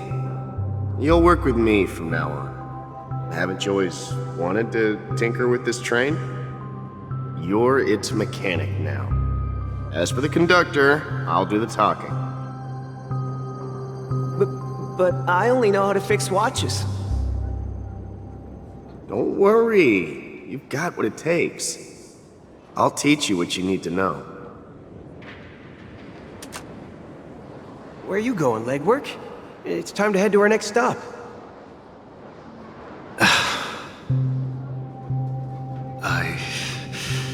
I'm staying in Astana with Rosalina and Tiernan.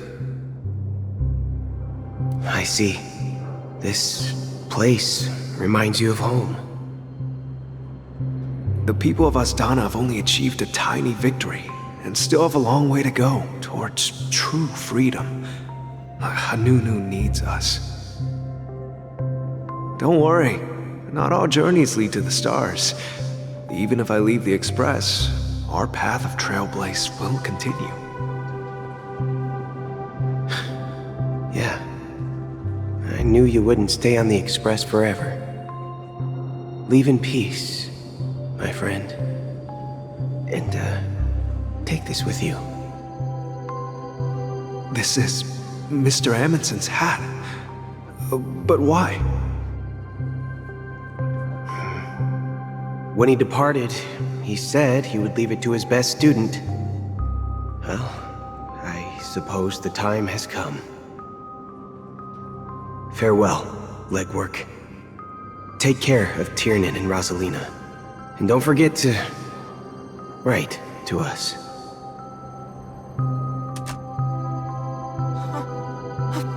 Where are you going, Watchmaker? Don't worry, Micah. Just going on a little trip. Someone has to be at the forefront of the interstellar frontier, and I'm the only former nameless in Penacony. So why can't it be me? Because you're all we have! Have you forgotten about Tiernan? The cosmos is way more dangerous now. What will happen to Penacony if we lose you too? But what will happen to Penacony if we don't find a way out? Ah, Tiernan. How could I ever forget him? I've spent countless sleepless nights asking myself why I didn't go with him back then. We Nameless won't stop. Don't worry, Micah. It's just a matter of getting back to my old profession. Just wait for me to come back. But if, and it's a big if I don't come back in one piece, then you'll become the next watchmaker. Where are you going, old man? Oh, you're here. Answer my question. What are you up to? Relax, Gallagher. I just came up with a great idea. Wanna hear it? Oh, come on! Aren't all your ideas just ways to get yourself killed? I may be blunt here, but you're the last remaining hero in Penacony. If you die too, the secret of the Stellaron will go to the grave with you. Yes, I'm afraid there's no way out in Penacony, so I'll have to consider alternatives beyond Asdana. We'll organize a festival using the Watchmaker's legacy as a facade, and send invitations to the entire cosmos to gather people here. So, a desperate struggle against the family? Desperate? Don't we have you here, my friend? This task is challenging, but what hasn't been challenging for us along the way? Well, whatever you do, remember, make sure to send an invitation to the Astral Express. Misha! Where are you going? Oh, it's you, Clocky. Take me to Dreamflux Reef. Last night, I had a long dream about the day we met. I want to write down that dream. Write it down? Why? Oh, so I won't forget it. Do you remember how you got your name, Clocky? Of course! You told me that when you were a kid, you lived in a room full of clocks. Those wall clocks and pocket watches grew up with you and were your best friends. Yes, but what I didn't mention was there's a funny misunderstanding behind it. I was a kid, and there was always a special pocket watch in my memories. It was with my grandpa, guiding him on his sea voyages and leading the way in his every adventure story. I wanted to have a pocket watch like that too. And that's when you appeared in my dreams. Yeah. Every night, we boarded the compass and set sail together. But you know what? It wasn't until the day my grandpa gave it to me that I realized it wasn't a pocket watch at all. It was a compass.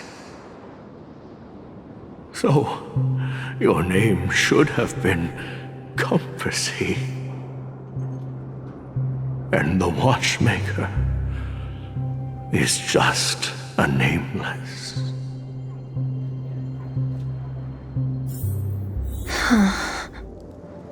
We've arrived at Dreamflux Reef. So, where to next? You know, Clocky, I don't think I'll be going anywhere else.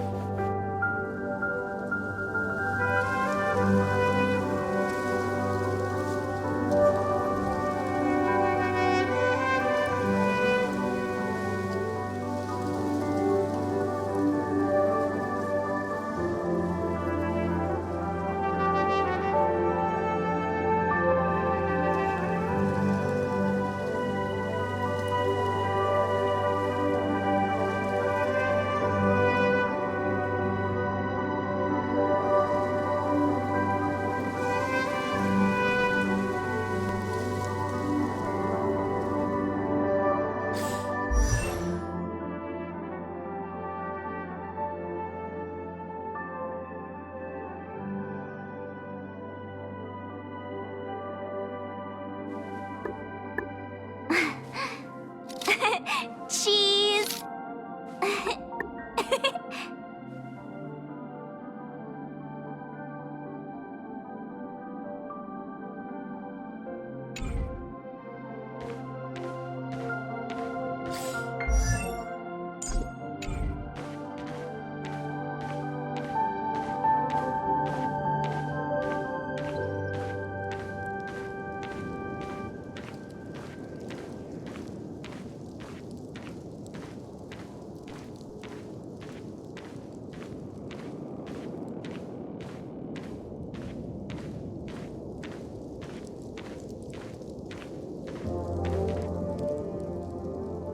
Wait a sec!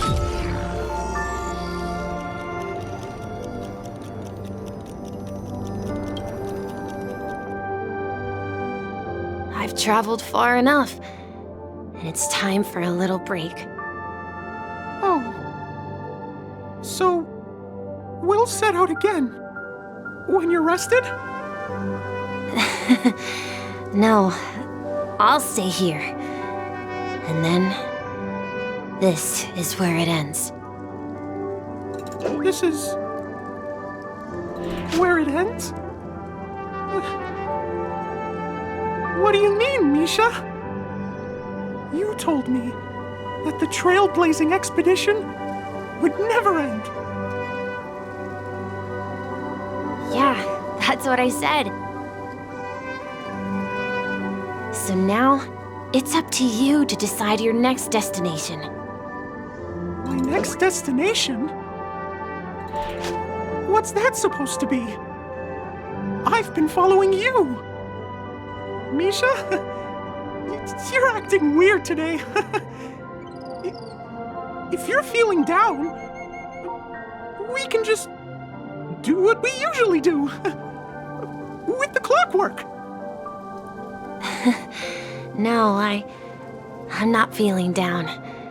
As for clockwork, yeah, it resolves all problems in this dream.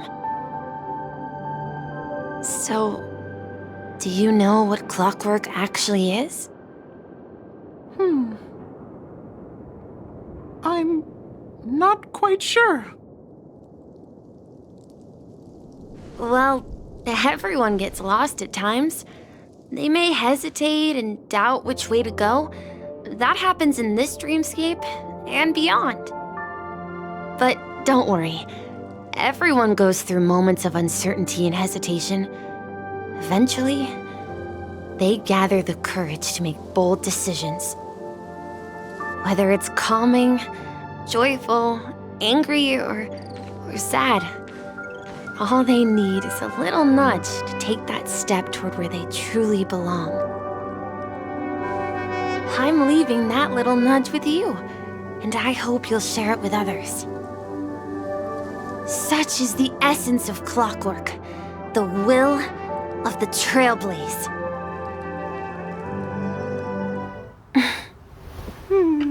Clocky's hands spin around non-stop, indicating confusion, frustration, and weakness. But ultimately, people still need to move forward. Just like your hands, always pointing ahead. This is where my journey ends. From now on, it is your path to walk. Trailblazing means taking paths your predecessors forswore and venturing even further. The Penacony in Mikhail's dreams does not belong to order.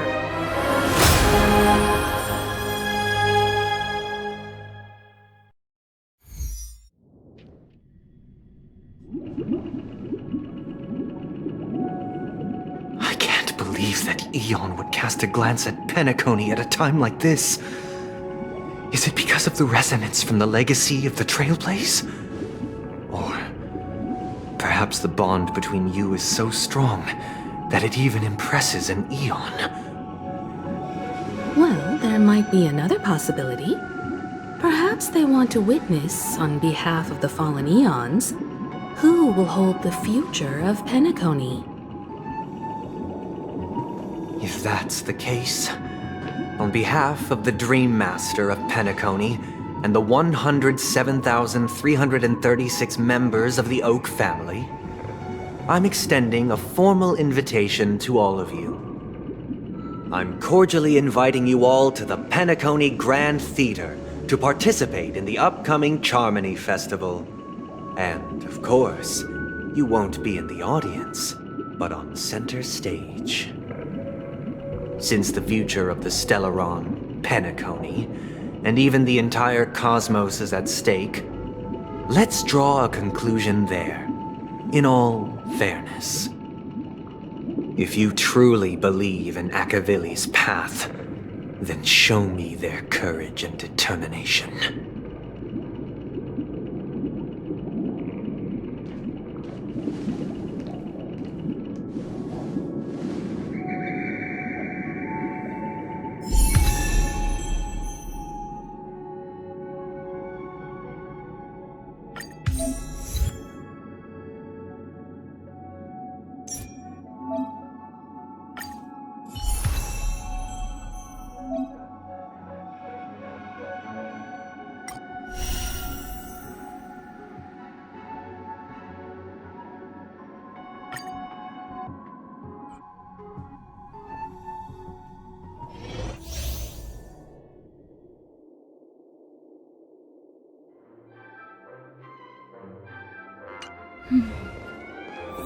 Please stay tuned.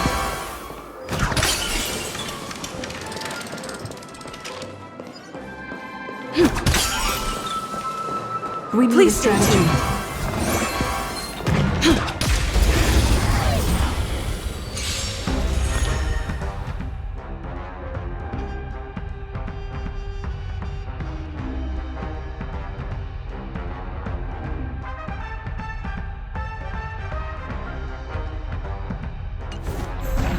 Time to test our rapport.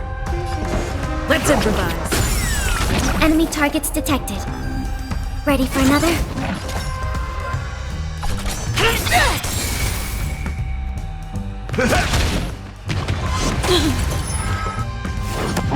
You can't hurt me. Stay in step.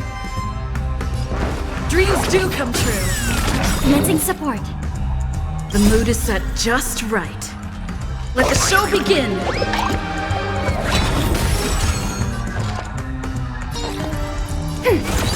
Do you admit this crime?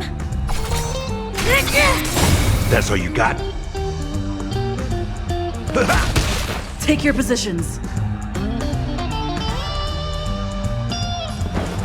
Let's improvise. Enemy data secured. Net markers activated. Time for a good old counterattack.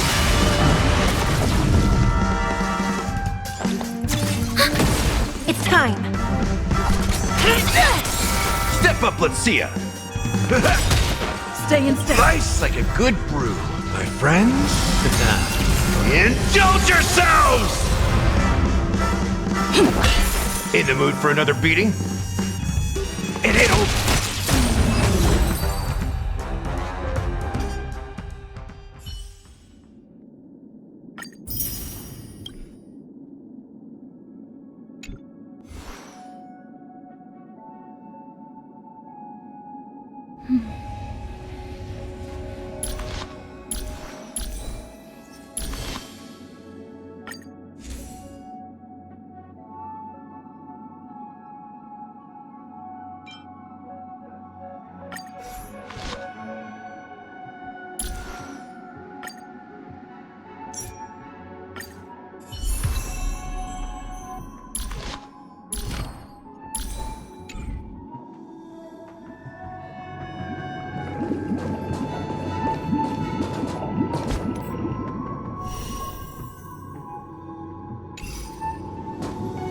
Does that mean he wants to fight us during the Charmony Festival? I'm afraid so. This is weird. Aren't Arc villains usually plotting some dirty conspiracy in the end? But he actually said something like, "In all fairness." Could it be that he's underestimating us?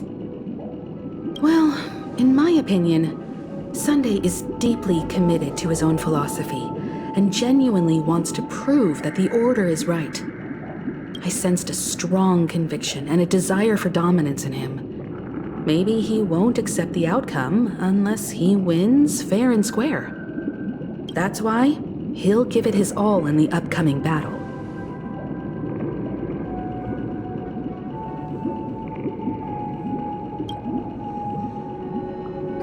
You. Every time an important moment arrives, you hesitate. We've even dealt with a Lord Ravager of the Destruction, so a follower of the Order won't be a big deal. Anyway, we can't leave the Stellaron unchecked. This is about trailblazing a bright future for Penacony and fulfilling Mikhail's and his predecessors' long-cherished wishes. Now that we've taken up the mantle, we can't afford to fail them. However, the same applies to the Order. Their plan didn't materialize overnight, and they have the profound collective consciousness of the planet of festivities behind them. A desire to dream, to slumber and escape reality. All those hidden emotions have given birth to the sweet dream of the Order. They've harnessed the will of an entire planet to create an Eon. This confrontation is far more complicated than a simple power struggle. To secure Penacony's future, fighting on the stage alone is not enough. What do you mean? Are you not coming with us? I believe Firefly is trying to say that she's heading off to another battle.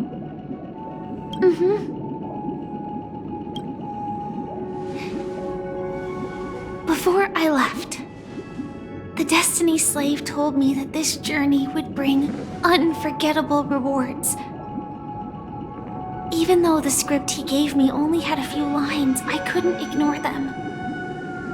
Because one of the lines said, "I'll experience death 3 times in the land of the dreams."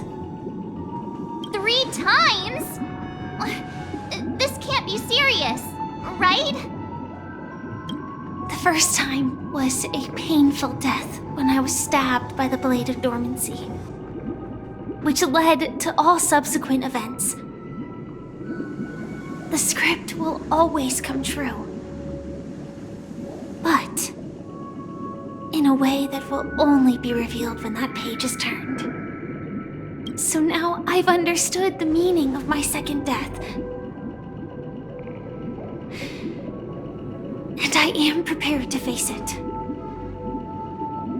If all goes well, my efforts will provide crucial support for you. Only by achieving victory in this battle can we secure a future for Penacony.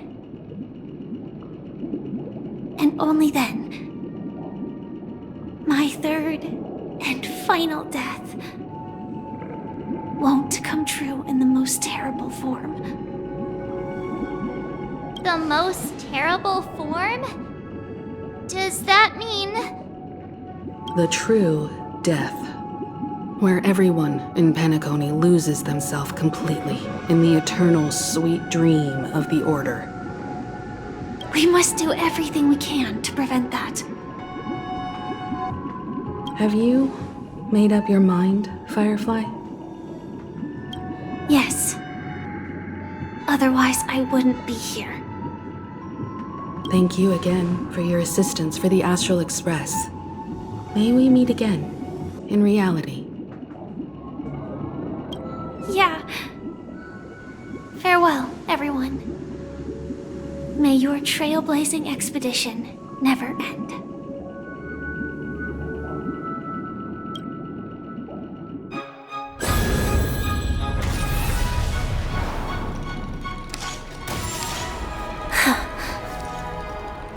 I dreamed of a scorched earth. Everyone, are you ready? A new shoot sprouted from the earth. It bloomed in the morning sun and whispered to me. Like fireflies to a flame, my feet against death. May we meet again in reality.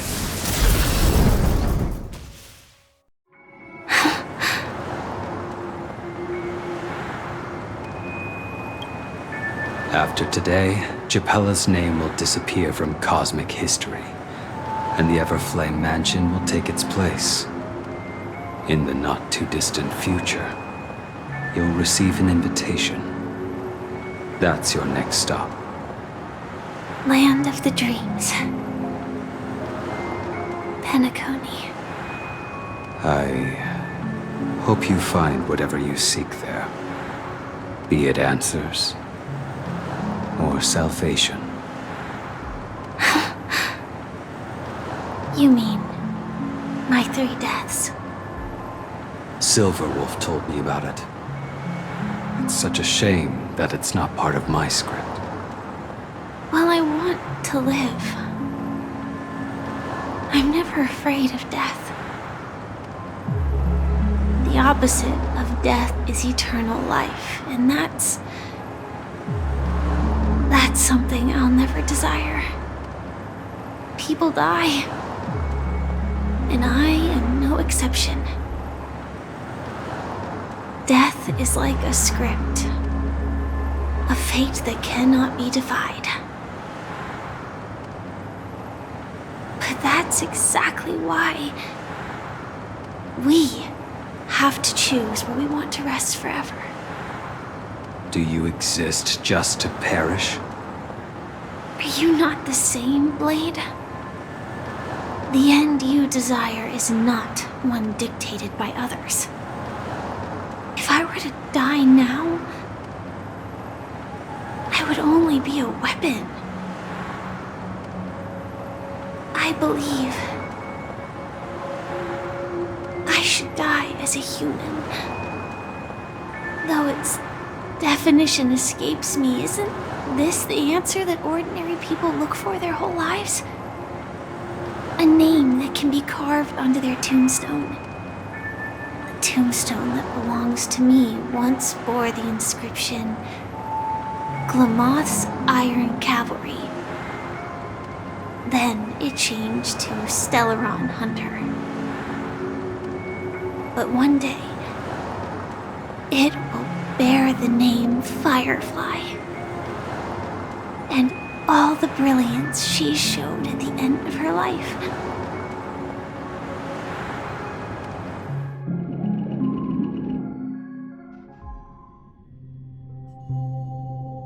That's quite unexpected, old man. Who would have thought your crazy plan would actually work? Do all you nameless fools just act on a whim? I can sense that this false sweet dream is coming to an end. The Nameless may be young, but they had the ability to achieve this goal. Just like you did in your time. It's a shame you won't be able to see it firsthand. Maybe I won't either. Once something fictional is seen through, it ceases to exist. Yeah, not just those nameless. Even Mr. Wings is just like you. Stubborn, won't listen or give up, no matter what. Well, fate is unpredictable, I guess. If we weren't bound by those cursed paths, maybe we could have had some good talks. But in the end, we managed to do it. Now we can find solace. Remember how those idiots cursed us? They said, "Go to hell, you worthless traitors!" Well, I don't know if they really meant it, but if longing for freedom means going to hell, then I'll be joining you soon, you fool. Let's get together and have supper again in hell. Oh, I almost forgot. There's one more thing. Here's to you. A glass of hello and goodbye, Trailblazer. To the imperfect tomorrow.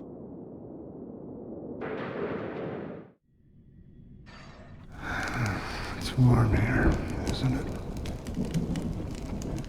You're lucky to have found shelter from the rain. Let alone fresh berries in this desolate place. I was just following the scent of life. It's particularly strong in a place like this. It's a shame these berries don't have much flavor. Seriously? In case you didn't know, this fruit is pretty juicy. The only downside is that when you chew it,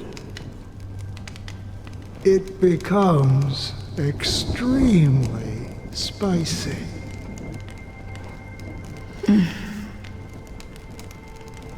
Have you lost your sense of taste? I can still taste certain things, like a faint sweetness. Before coming here, I stopped by a place called Orkron. It had barren cliffs and nights lit by bonfires. Burgundy snow would fall from the sky, and when it landed on my tongue, it tasted like raspberries. The flavor wasn't exactly sweet, but it left a lasting impression.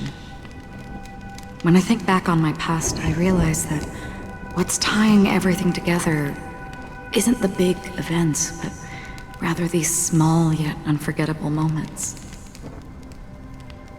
Don't worry about it. Losing oneself is a reality that every self-annihilator must face. At least I haven't completely lost my senses and memories yet. Well, congratulations on adding another footnote to your journey. By the way, are you always alone? No, I had a companion in Orkron. She's a short, nameless girl who aspired to explore IX. She always said she'd walk a path deeper and farther than Akavilis. Quite an ambition for such a small girl. So, what happened? She became stagnant water. Well, my condolences. Condolences. I don't need them. The girl left with a smile. She never regretted her choice and most definitely wanted me to say goodbye with a smile. So, that's what I did. That's proof that you're grieving for her. Or perhaps I'm just afraid. Afraid? I rarely sense that emotion from you. What do you fear? I'm afraid I'll forget the 30 days I spent with her. Just like all the other days in my life. Most of them have already washed away with the rain, disappearing into an unseen realm. I fear that those vivid red memories will fade away too. There isn't much color left. And besides this faint, warm red, there's almost nothing. Hard to imagine. A ranger accustomed to bloodshed, destruction, and chaos finding warmth in the red color. Because I have experienced this warmth many times. Long ago, I promised someone that I'd bring it to more people. And that for every remaining moment of my life, I'd strive for a better ending for all. As long as this red color still lingers, I have a chance to fulfill that promise.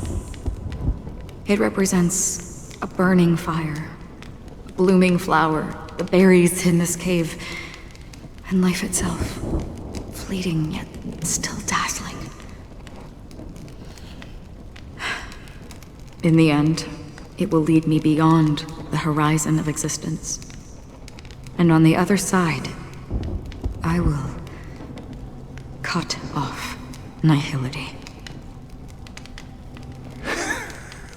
The one blessed by the sleeping and shapeless is considering how to kill them. That's truly pure nihility. But you're right about one thing. After spending so much time near this stagnant water, only when I look at this vibrant red fire do I realize that I'm still alive. When will this rain ever stop? Perhaps when the sorrows of the departed have finally quieted down, the sky will clear up.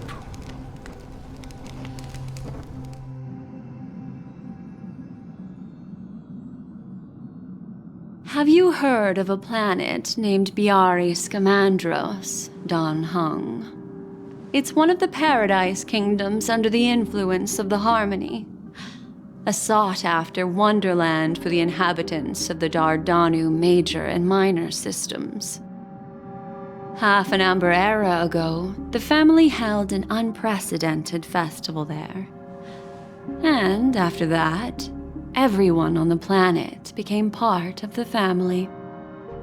Do you think the same thing will happen on Penacony? Yes. Or how else can we explain it?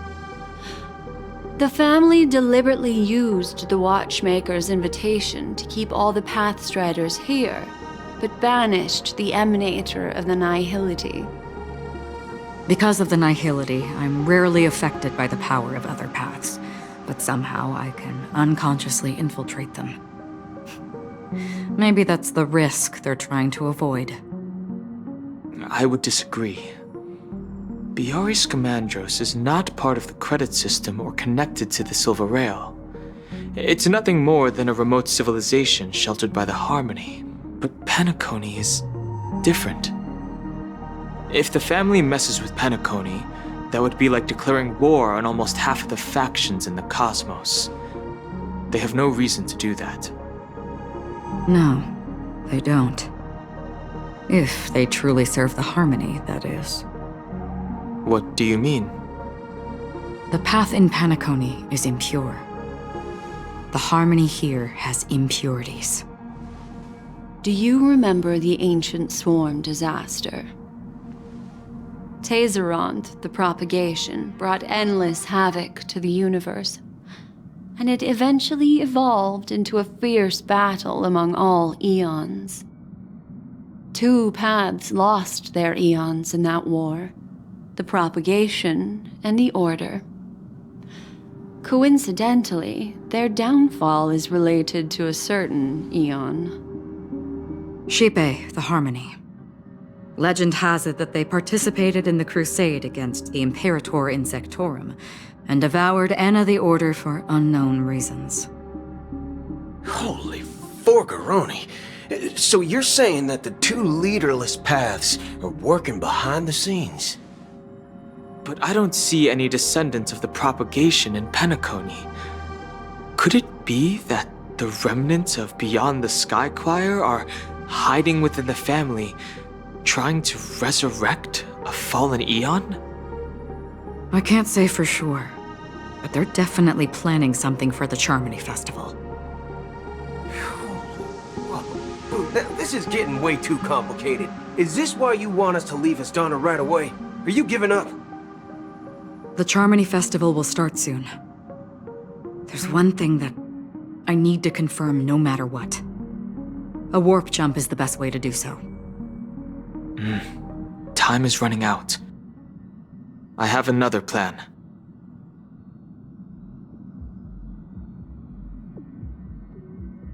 Hold on. Are you thinking of using the Jade Abacus of Allying Oath?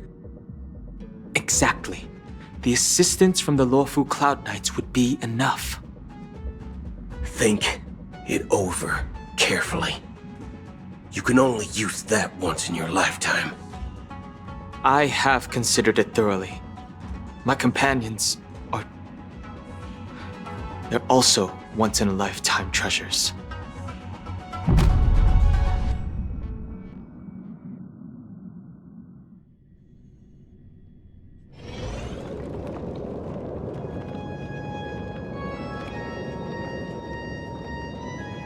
Are you the only one here, my child?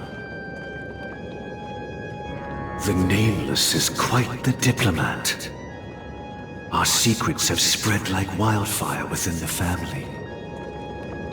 And IPC starships are gathering towards Astana. This is a crucial moment for us. So, where is the chosen one who harmonizes the varied sounds?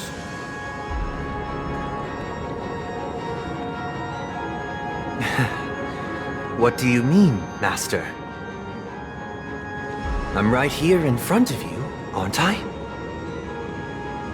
You know, she was supposed to be the star of the Charmony Festival in our plan.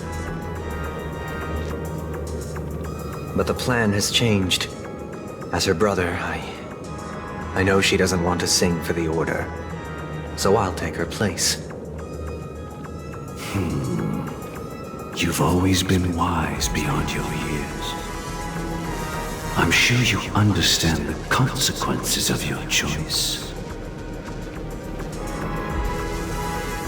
If you consider this a betrayal, well, there can't be two suns in the sky. I'll step up and take down the other sun if necessary. Do you believe in karma?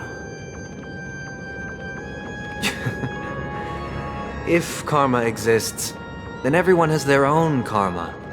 You have yours, and I have mine. And my karma has nothing to do with you, Mr. Gopherwood.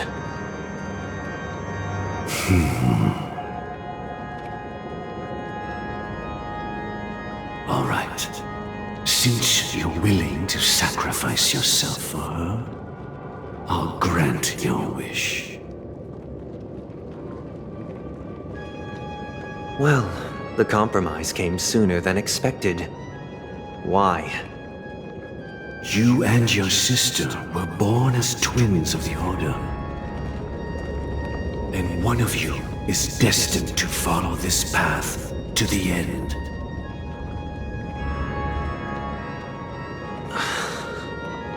Is this part of your plan? Of course. You're still as clever as you were when you were a child. The opening is near. Go, my child. Seize the power of the harmony and reveal your karma. I have one final question, Master. Why did you choose to bring the Order to Penacony? Wouldn't it have been better to choose a desperate world instead of a city filled with hope and dreams? Why? It's for justice, my child. If we lose justice in our hearts, we'll make the same mistake as the Harmony did. So, it's not you who manipulates the dreamscape with the Stellaron, but... Well, that's where our conversation ends. Go ahead. The 107,336 souls of the Oak family have dreamed of this moment too many times.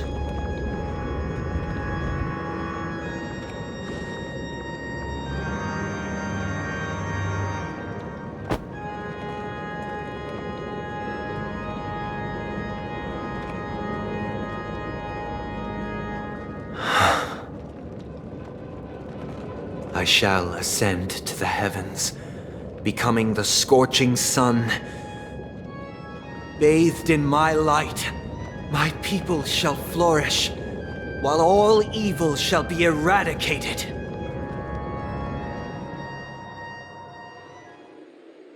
This is the interior of the Penacony Grand Theater. It's quite exhilarating to be flushed into the air by Soulglad. But why is the venue still closed when the Charmony Festival is about to start? And not only that, the entire theater is eerily quiet. No audience, no staff, no one around.